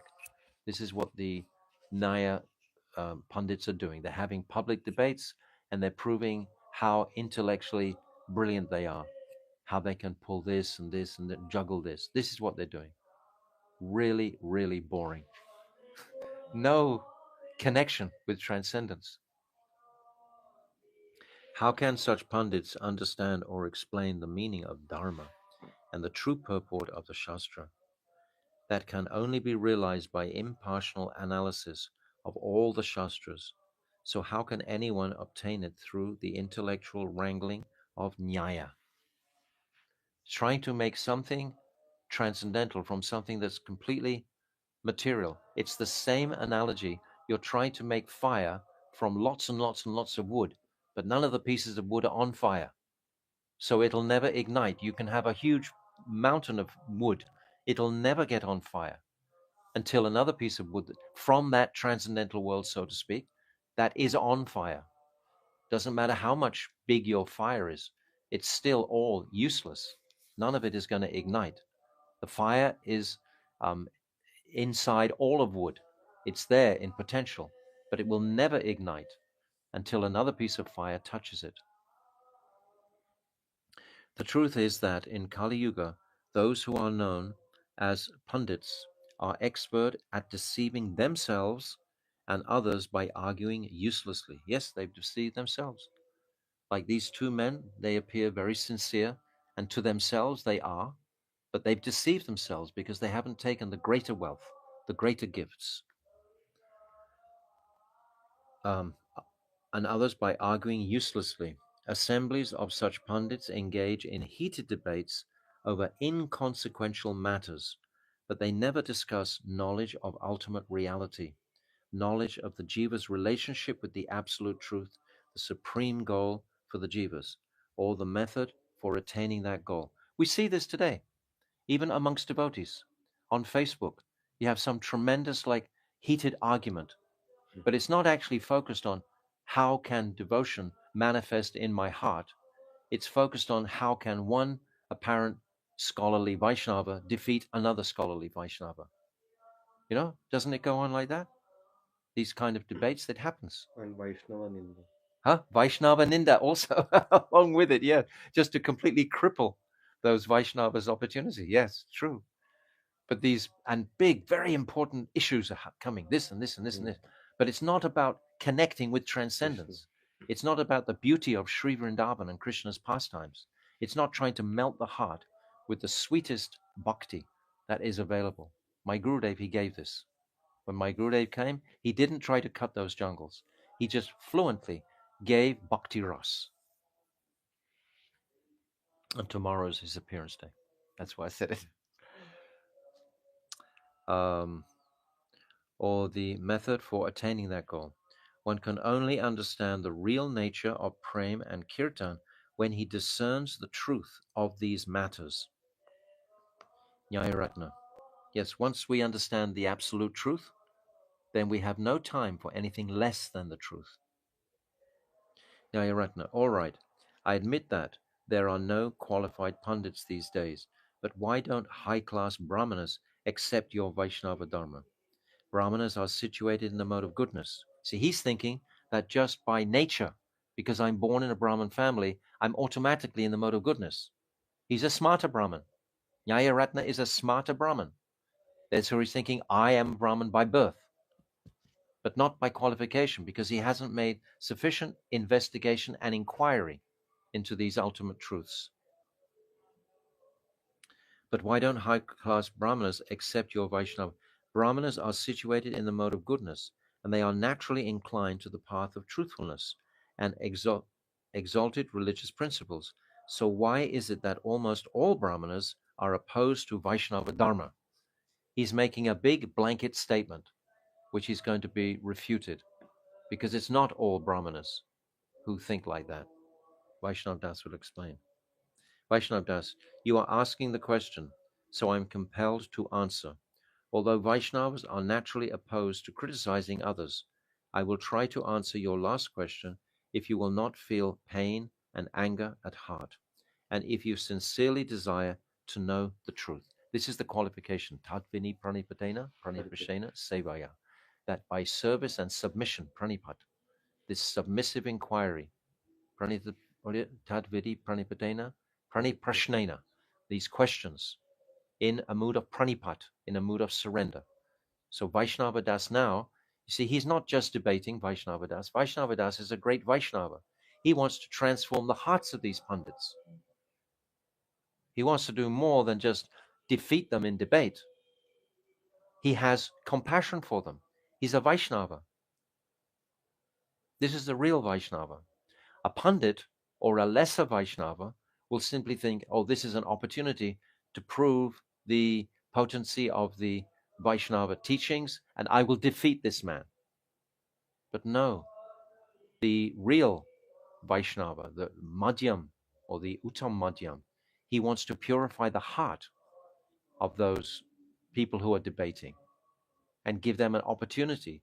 They've come to Krishna, they've come to inquire from the Vaishnavas. They should go away with the gift, something of Vaishnavism, not just. That reminds me of Srila Prabhupada. With all these conversations. Yes, I was thinking the same thing. When Prabhupada would have these various conversations with different Catholic priests and different people like this, he would listen and refute their thing. But at the end, he only wanted to change their hearts. He wanted them to be attracted to the spiritual reality.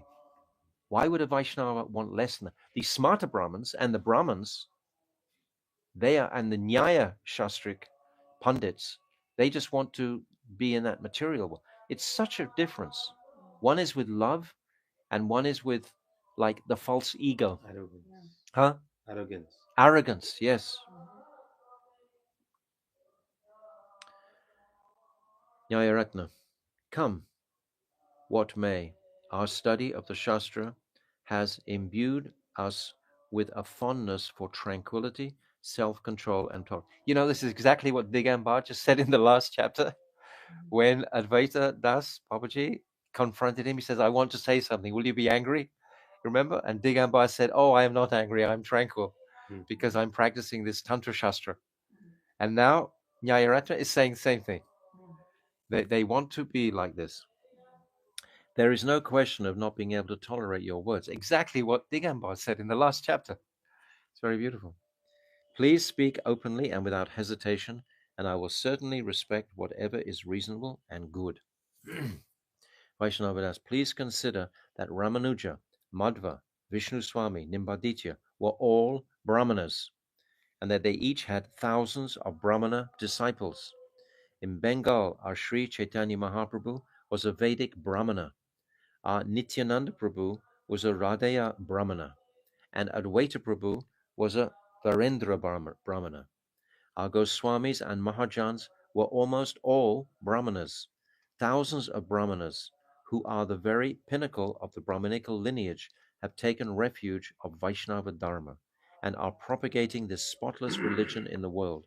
So how can you claim that high-class Brahmanas have no regard for Vaishnava Dharma?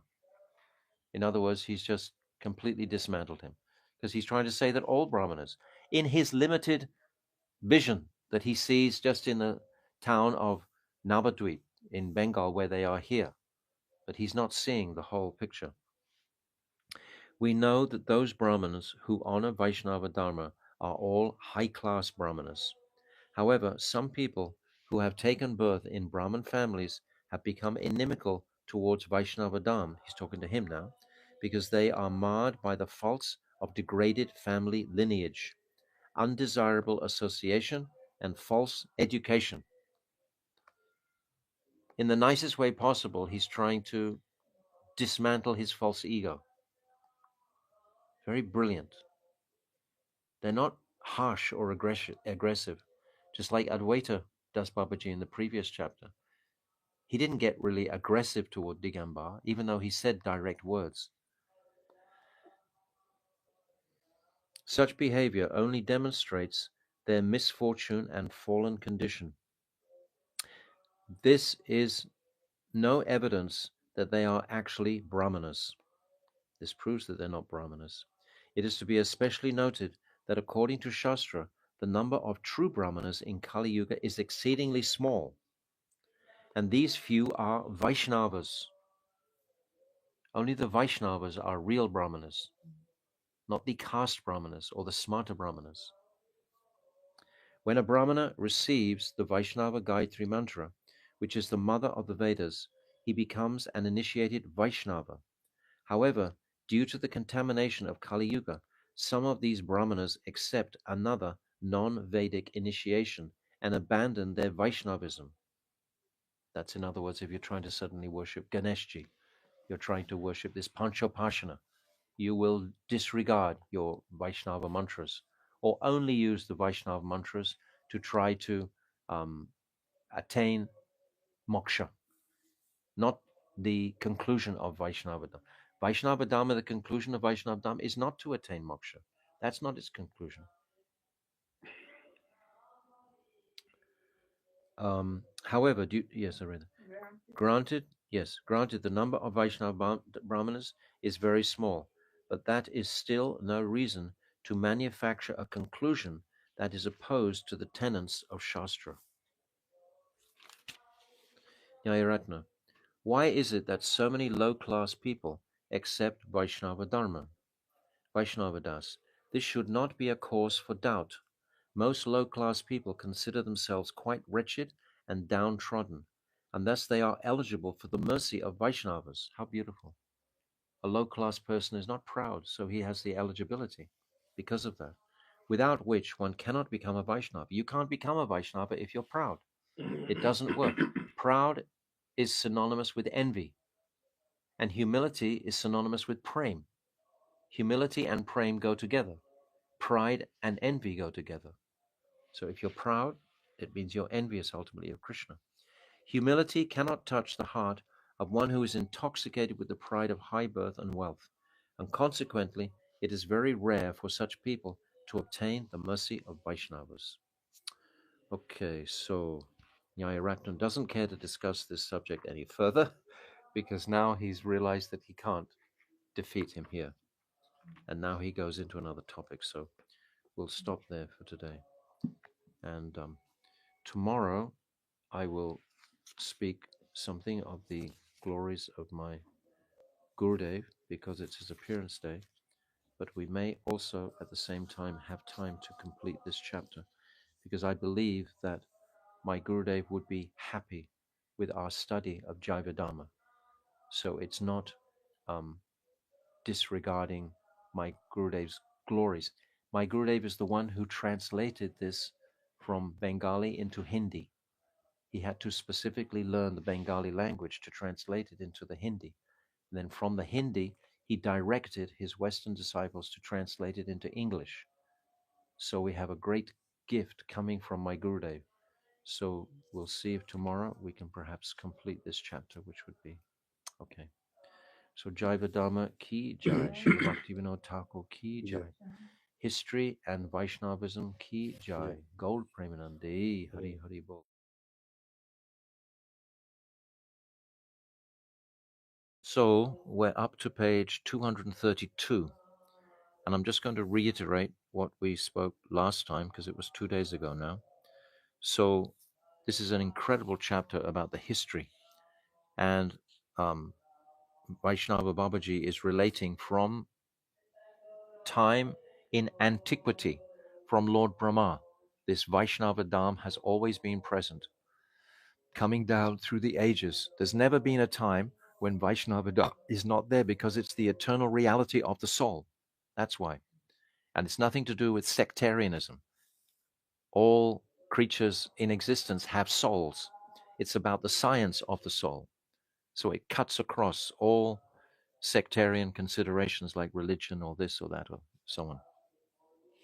So Nyaya says, why is it that so many low-class people accept Vaishnava Dharma? Good question, right? Because previously he's a Brahmin and he wants to maintain his Brahminical status with all the money coming in, etc. Because this is what they become attached to. And he wants to know, why are these low-class people? And this is the gift of Mahaprabhu. Vaishnavadas, this should not be a cause for doubt. Most low-class people consider themselves quite wretched and downtrodden, and thus they are eligible for the mercy of the Vaishnavas, without which one cannot become a Vaishnava. Humility cannot touch the heart of one who is intoxicated with pride of high birth and wealth, and consequently it is very rare for such people to obtain the mercy of Vaishnavas. We can consider the nature of the 4 yugas. In such a yuga, men would live for 100,000 years, and there were 4 brilliant qualities that were all encompassingly present on the planet. Shantaha, everyone was completely peaceful. Sohrit, everyone was friendly to all other people. Niravaha, there was no envy, total absence of envy. That's a remarkable quality for a start. And Somaha, they were beyond the jurisdiction of the modes of nature.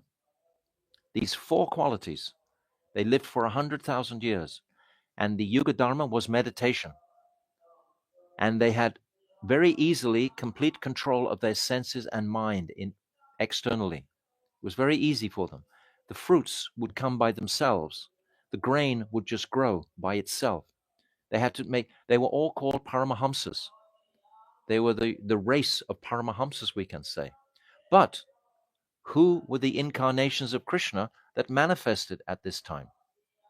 Vaikuntanath, Dhammaraj, Yogeshwara, Paramatma, all Aishwarya manifestations of the Lord. They would be meditating. That is the Yuga Dharma, to meditate. So their conclusion of their meditation was connecting with these Aishwarya personalities. And then Treta Yuga. This is all described in Canto 11, Chapter 5, from verse about 20. You can all see it's fascinating. It's the history of the yugas, and it's all there very clearly as I'm saying it. So in Treta Yuga, there was 2 good qualities that were all pervasive. It's like, to understand this all pervasiveness we see in Kali Yuga today, there's not a single place on the planet where people aren't arguing. People aren't fighting. Even if there's no one there, the person's fighting with themselves. There's this strife. Manda sumanda matayo, manda bhagya uparudita. Everyone is disturbed, from the North Pole to the South Pole, all the countries of the globe. I mean, you've just got to look at a newspaper and you see that just wars everywhere. That's the nature. So in Satya Yuga, it was completely the opposite of that. But the manifestation of Krishna was only Aishwarya. And principally, it was focused on moksha, because Paramatma is there, which is like a moksha, liberation state. And that's what they would aspire for. Then in Treta Yuga, the Yuga Dharma was yagya, sacrifice. They would hold elaborate sacrifices. And the lifespan was 10,000 years. And the qualities were Dharma Vardinaha and Brahma Vardinaha. They were very, very dharmic, and they were very Brahminically qualified because they would be doing these yagyas, etc. So it was very auspicious. They had to perform these sacrifices to make their conditioned state auspicious. It wasn't naturally auspicious like it was in Satya. And again, who were the avatars that appear in Treta Yuga? There's a whole list and they're all Aishwarya personalities, like Vamanadev. Vamanadev, he appears in Treta Yuga with his ladle for yagya. So this was the nature of there. And then in Dwarpa Yuga, there's only one good quality. So there's 4 in Satya Yuga, 2 in Treta Yuga, and 1 in Dwarpa Yuga. That's Jignasavaha. Everyone is inquiring, where is Krishna? Where is Krishna? Where is Krishna? Krishna appears at the beginning of Dwarpa Yuga in this Manvantara. And people would worship him like a king in a very mood of opulence. And the Yuga Dharma was deity worship, very, very opulent. And the manifestation of Krishna in Dwarpa Yuga is Lord Narayan. This is the manifestation. Krishna manifests, but the focus of the general populace is to worship Lord Narayan, which is higher than the focus in Treta Yuga. And it's certainly higher than the focus in Satya Yuga. So even though you've got such a wonderful atmosphere, if you haven't got the mercy of Mahaprabhu, actually you haven't got any gold. You haven't really got the full opportunity and satisfaction. That's why there's a verse in that 11th canto, 5th chapter, describing how the residents of Satya Yuga are queuing up to take birth in Kali Yuga. Even though Satya Yuga is so full externally of all these things, but it's in Kali Yuga, and it's like in this paragraph we've just read, when the people are most downtrodden, there's a natural humility that comes in the hearts. Pride is there as well, because that's the anartha of the age. That's the anartha of conditioned souls. But also this humility is there, because honestly, even if you're an educated devotee, you still don't feel you have anything, because there's so much contamination in the atmosphere. Pollution, to just breathe, pollution of sound. The food is polluted. Conversations are polluted. Everything is polluted. So what hope does a person have to retain a sattvic focus? But in this age, at this time, the highest conception. So you have here Satya Yuga, you have here Kali Yuga, and as the ages come down, the attainment goes up.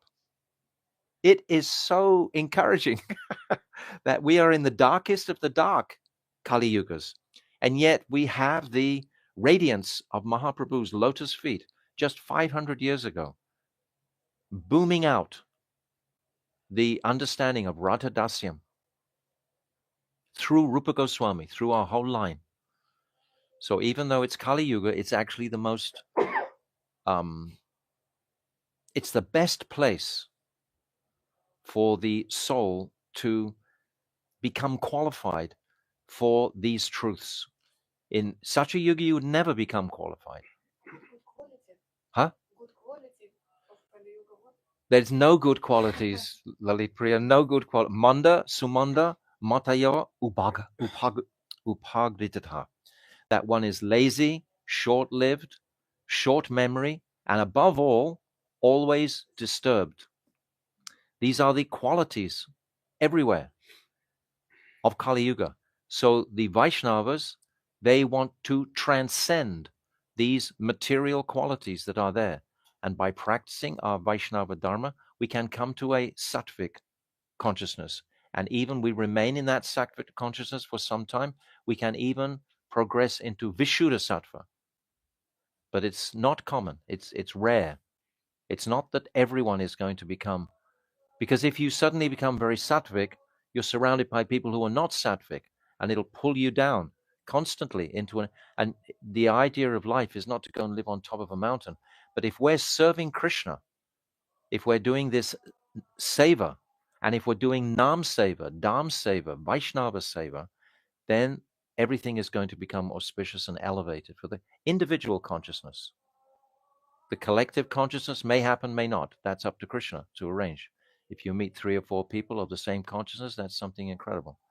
But for the most part, we have to develop and cultivate these internally first. And when you've developed them fully internally, then you can share them with whoever you feel is resonating with you like that. You understand? But all know good quality in Kali Yuga. Someone saying it's truthfulness. Oh, I see. Yes, like that. Yes, truthfulness is still here. Yes, now I understand what you mean. Yes, a small remnant of truthfulness remains. Yes, correct. Coming through. Truth is the last place to hold on to. Because now we see it's just collapsing. Even truth is collapsing everywhere. So the devotee has to hold on. Like Shastra is fully eternally truthful. If we hold sincerely to this, very good. Thank you. I didn't quite understand what you were saying. I was just thinking of the all-pervading global qualities. But yes, within there is this one remnant of truthfulness we see in the beginning of the Bhagavatam in the first canto. Because it's also said that the earth can tolerate everything, but they cannot tolerate an untruth. Yeah. Yes, very true. Because it's still existing, so it's a Yes. proof that there is some truth. Very good. Good point. Yes. Yes. She hasn't erupted and thrown tsunamis all Yet. over the planet yet, because there's still some truth. Very good. But just appreciate this, what Vaishnav Das is saying about how for the lowest downtrodden people, they have access to this truth, whereas the most, he's saying just locally, he's talking about like the proud brahmanas, etc. They won't actually have access to Mahaprabhu because they'll be too proud of their caste, etc. So they're going to miss it. Okay, you got the point. Nyaya Ratna, I don't care to discuss this topic any further. I can see that you will inevitably quote the harsh descriptions from Shastra of the Brahmins of Kali Yuga. He's become shy. I feel greatly pained when I hear particular statements from the Shastra, such as this one from the Varaha Purana. Rakshasah kalim ashrita jayante brahma yonishu. Taking refuge of the age of Kali, demons are born in the families of Brahmanas. Well, we understand. Clearly, we should expect it. It's like in Satya Yuga, the demons were on other planets. In Treta Yuga, the demons were in other countries. In Dwapara Yuga, the demons were in other states, so to speak, in other provinces. But in Kali Yuga, the demons are in the same body. We have a little demon ready to jump out and create complete havoc unless we purify those tendencies. So it takes work. We have to study. We have to hold the Shastra. Let us not pursue this topic any further. Now please tell me why you don't respect Sankaracharya, who is a limitless ocean of knowledge. Vaishnavadas. Why do you say that?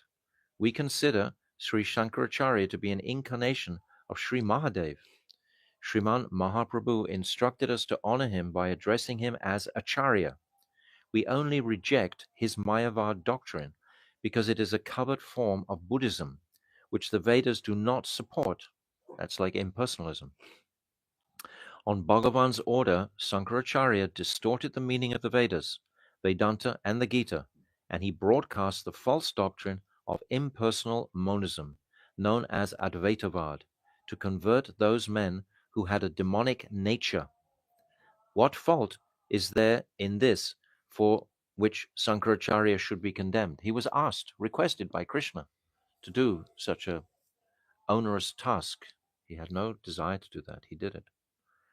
Buddhadev is an avatar of Bhagavan, who also established and preached the doctrine that is opposed to the Vedas. They did this to stop the animal slaughter.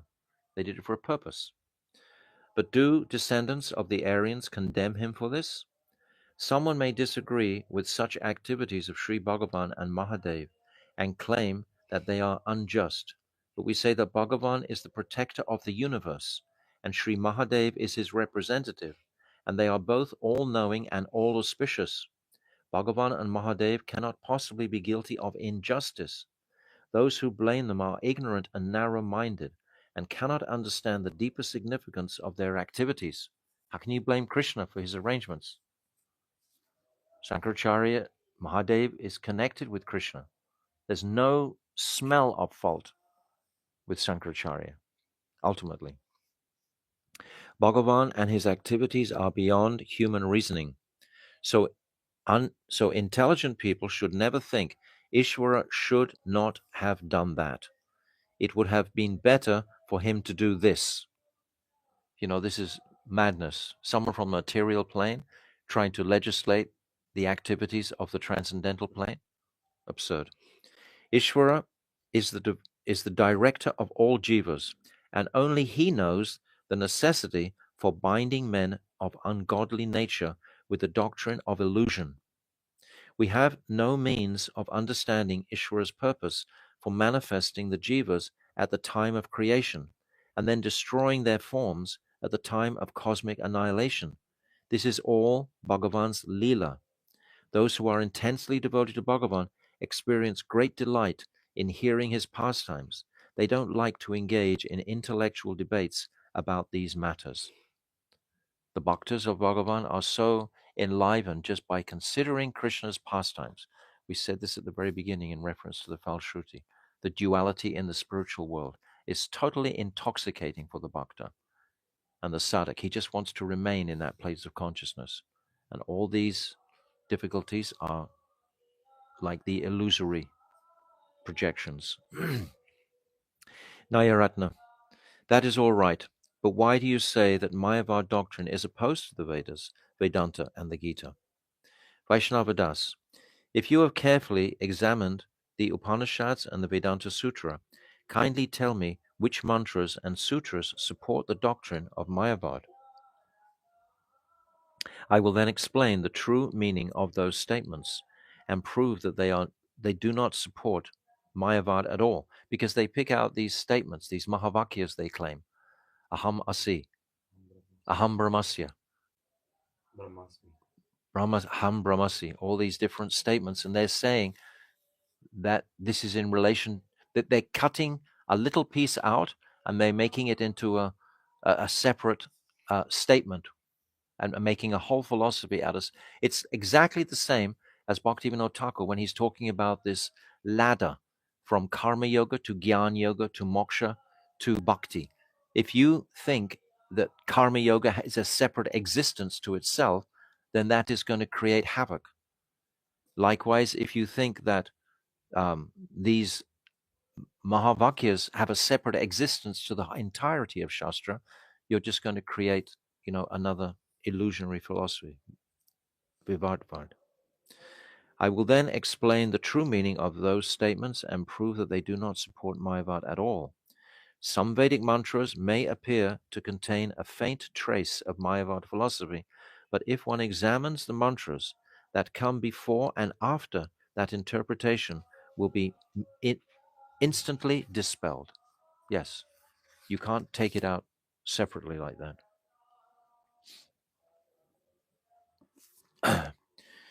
Nyayaratna, brother, I have not studied the Upanishads and the Vedanta Sutra. He calls him brother because now he wants to make a little bit of friendship because he hasn't actually done his homework at all. When it comes to a discussion of the Nyaya Shastra, I am ready to discuss on any topic. Through logic, I can turn a clay pot into a piece of cloth and a piece of cloth into a clay pot. I have read a little of the Gita, but I have not entered into it deeply, so I cannot say any more on this point. Instead, let me ask you one more question on another topic. So it's very nice. He's been purified. Bhaktivinoda Thakur is giving this example of someone who's being receptive to the teachings. He's not objecting, because we see at the end it's all going to be successful. You are a learned scholar, so please properly explain to me why Vaishnavas don't have faith in the remnants of food offered to the Devas and Devis, although they have great faith in Vishnu Prasad. Vaishnav Das. I am not a scholar, I am a great fool. You should know that whatever I am speaking is only by the mercy of my Gurudev, Paramahamsa Babaji Maharaj. No one can know all the Shastras, for they are a limitless ocean. But my Gurudev has churned that ocean and delivered the essence of the Shastras to me. I have accepted that very essence as the conclusion that all the Shastras have established. So he's giving all credit to his Gurudev. And it's the truth, because that's where that current of bhakti is coming from. The answer to your question is that Vaishnavas do not disrespect the prasad of the Devas or Devis. Sri Krishna is the supreme controller of all controllers. Therefore, he alone is known as Parameshvara. All the Devas and Devis are his devotees, and they are appointed to positions in the administration of universal affairs. Vaishnavas can never disrespect the prasad of bhaktas, because one obtains Shuddha Bhakti by honoring their remnants. The dust from the bhaktas' feet, the nectar-like water that has washed bhaktas' feet, and the nectar-like food that has touched bhaktas' lips are three types of prasad that are supremely beneficial. They are the medicine that destroys the disease of material existence. So Vaishnavadas is clearly explaining the honorable place and what is Vaishnava Prasad or Vishnu Prasad. The fact is that when Mayavadis worship the Devatas and offer food to them, the Devatas do not accept it, because the worshippers are contaminated with attachment to the doctrine of illusion. We're offering to the Devas because we want something in return. That's why we offer to Durga Ma. We see in so many homes, most of the homes, in Bengal in particular, all are offering to the Devas. There is ample evidence of this in the Shastra, and if you ask me, I can supply the quotations. The worshippers of the Devas are mostly Mayavadis, and it is detrimental to one's bhakti and an offense to Bhakti Devi to accept the prasad of the Devas when such people have offered it. If a pure Vaishnava offers the prasad of Krishna to the Devas and Devis, they accept it with great love and begin to dance. And if a Vaishnava then takes that prasad, he experiences tremendous happiness. That's the route. To offer to Krishna and then offer to the Devas. Like if you want to free some ghost or something, you give them Krishna prasad, it will take it away. Another point to consider is that the instruction of the Shastras are all powerful, and the Yoga Shastras direct practitioners of the yoga system not to accept the prasad of any devata. This does not mean that those who practice yoga disrespect the prasad of the devatas. It simply means that giving up prasad helps those who are practicing yoga sadhana to attain one-pointedness in meditation. If you take and practice offering your bhoga to devas, you're going to be distracted from your nishta to, Ananya. yes, it won't be Ananya Bhakti anymore. Why did Prahlad not get poisoned by his father? Because as soon as that prasad was offered, he was calling Lakshmi Dev, please take this, take, and she would take all the poison out of that. So Prahlad survived. Where are we up to? 1 point. Thinks that one cannot attain. Yes. Similarly, in Bhakti Sadhan, a Bhakta cannot attain exclusive devotion to Bhagavan, who is the object of his devotion, if he accepts the prasad of any other deva. It is therefore a mistake to think that Vaishnavas are averse to the prasad of other devas and devis. The various practitioners only behave in that way to try to attain perfection in the respective goals as the Shastra recommend. they're trying to offer, but it's something that has gone to Krishna first. Nayaratna, all right, that is clear. But why do you oppose the killing of animals in sacrifice when the Shastras support it? Vaishnavdas, it is not the intention of Shastra that animals should be killed. The Vedas declare, Mahingsat Sarvani Bhutani. One should not commit violence to any living entity. This statement forbids violence to animals. As long as human nature is strongly influenced by the modes of passion and ignorance, people will be spontaneously driven to illicit connection with the opposite sex, meat eating, and intoxication. Such people do not ask the Vedas to sanction their activities. The purpose of the Vedas is not to promote such activities, but rather to curb them. When human beings are situated in the mode of goodness, they can naturally refrain from animal slaughter, sexual indulgence, and intoxication.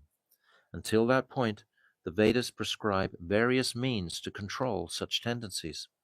For this reason, they sanction association with the opposite sex through marriage, vivada yagya, the killing of animals in sacrifice, and the drinking of wine in particular ceremonies. By practicing in this way, these tendencies will gradually wane in a person, and he will eventually be able to give them up. This is the true purpose of the Vedas. They do not recommend the killing of animals. Their intention is expressed in the words of Srimad Bhagavatam 11:5-11. लोके व्यवायामिंसा मद्यसेवा नित्यस्तु जन्तोर्नहि तत्र चोदना व्यवस्थितिस्तेषु विवाह यज्ञ सुरग्रहेर आशु निवृत्तिर इष्टा. It is observed that people in this world have a natural tendency toward intoxication, meat eating, and sexual enjoyment, but Shastras cannot sanction their engagement in such activities. Therefore, special provisions have been given whereby some association with the opposite sex is permitted through marriage. Some eating of flesh is permitted through performance of sacrifice, and the drinking of wine is permitted through the ritual known as Sotramani Yagya. The purpose of such injunctions is to restrain the licentious tendencies of the general populace and to establish them in moral conduct. The intrinsic purpose of the Vedas in making such provisions is to draw people away from such activities altogether. Yayaratna is thinking that, it's been sanctioned in the Vedas. He's just picked out where you can perform a yagya and offer an animal in the sacrifice, and therefore we can eat the sacrifice. But this is only a provision to try to bring the people away from that. Understand? It's very simple. The Vaishnava conclusion in this regard is that there is no objection if a person whose nature is ruled by passion and ignorance kills animals. However, a person who is situated in the mode of goodness should not do so, because causing harm to other jivas is an animalistic propensity. Sri Narad has explained this in Srimad Bhagavatam 1.13.47. अस्तानि स हस्तानम् आपदानि चतुष्पदम् फाल्गुनी तत्र महतं जीवो जीवस्य जीवनम्. Living entities without hands are prey for those with hands. Life form without legs are food for those four-legged. Small creatures are subsistence for large ones. In this way, one living entity is the means of existence for another. The verdict of Manusmriti 5:56 is also very clear. न मांसभक्षेण दोषे न मध्ये न च मैथुने प्रवृत्तिरेष भूतानां निवृत्तिस्तु महाफलः. Abstinence from activities such as sexual indulgence, meat eating, and intoxication yields highly beneficial results, although a human being is naturally inclined to them. He's inclined to them in Kali Yuga. In the previous ages, they were not so much inclined. Certainly in Satya Yuga, not at all inclined. And in Treta Yuga, absolutely minimal. In Dwapara Yuga, practically minimal. But in Kali Yuga, because the senses are so uncontrolled, that they find pleasure. Actually, Bhaktivedanta Swami Prabhupada explains that in the end of Kali Yuga, the living entities will realize what is the most tastiest meat. The most tastiest meat is human meat, human flesh. People will become cannibals in the end of Kali Yuga. And they've actually already discovered this in Japan and places like that, in China, where they put little baby fetuses in bottles. And anyway, pretty horrible. Nyayaratna, yes, but why do the Vaishnavas object to the Shraddha ceremony and other activities that are meant to repay one's debt to the forefathers? Vaishnavadas, people who are intent on carrying out prescribed pious duties perform the Shraddha ceremony in accordance with the Karma Kanda division of the Vedas. In other words, those Karma Kandis. They're not focusing specifically on Gyan Bhakti or on pure Bhakti. Vaishnavas have no objection to this, but Shastra declares, देवर्षि भूतप्ता नृणां पितॄणां न किङ्करो नायं नृणी च राजन् सर्वात्माना यः शरणयं गतो मुकुन्दं परिहारते कर्तम्. O king, when a human being gives up the ego of independence from Bhagavan and takes full shelter of Sri Mukunda. Sorry, I'll read that again. O king, when a human being gives up the ego of independence from Bhagavan and takes full shelter of Sri Mukunda as the supreme refuge, he is released from his debts to the Devas, to sages, the general living entities, family members, mankind, and to the forefathers. Such a devotee no longer remains subordinate to such personalities, nor is he bound to their service. So this is clear.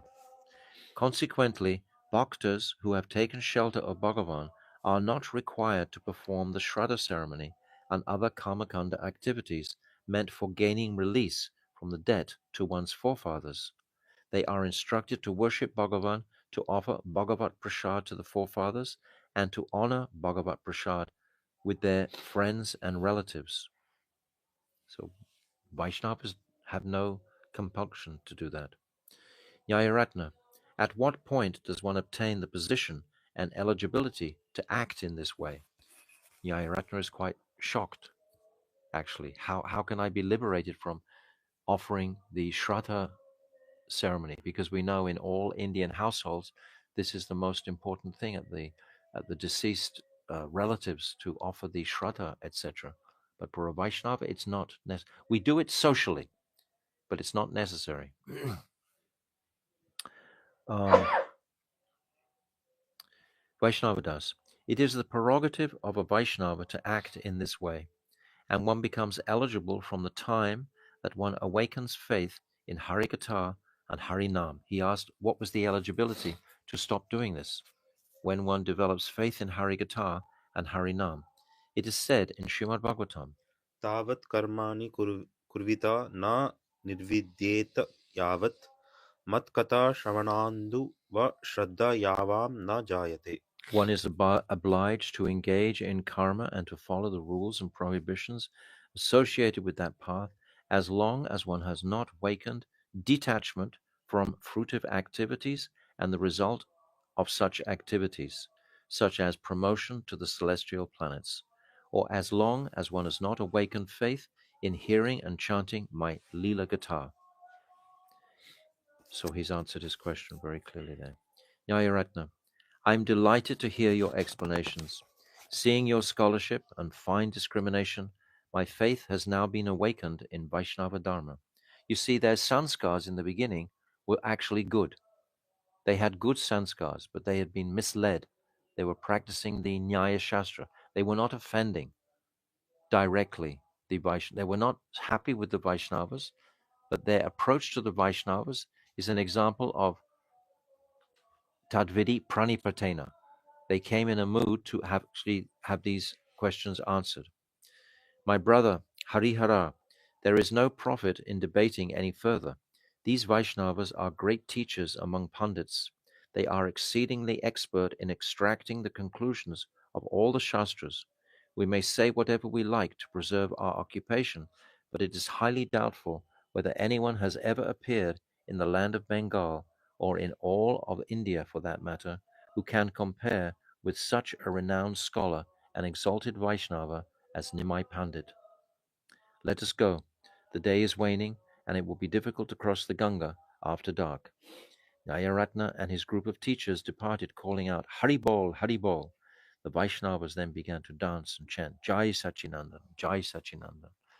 This is actually reminding me of, if you look at the Manusamhita, the Manusamhita describes that text, describes all of these prohibitions, etc. What is going to be conducive for the living entity in this age? And the whole Varnashram system is also described there very clearly in the Manusamhita. So Bhaktivinoda Thakur is quoting in that mood of what is beneficial for the welfare of the soul. So there's a certain practice that we can engage in, to a limited extent, of drinking wine, of taking meat, etc., all contained with the intention of purifying. This is what is in. And if we don't follow the Shastra, then we are even less than dog eaters or antyaja. We are right outside. The Shastra is there for everybody. So if we're coming from a low place and we've accepted and embraced the Shastra, Bhagavatam, then we are to be considered eligible for that Paramahamsa stage, especially in Kali Yuga. Because another point about Kali Yuga is that even if you think about a bad activity, there's no consequence for it. But in Satya, Treta, and Dwapara Yuga, if you think of doing something bad, bang, you will get reaction for it. But in Kali Yuga, if you think of murdering someone, I hate my grandmother, I hate my mother-in-law, I want to kill her, no reaction.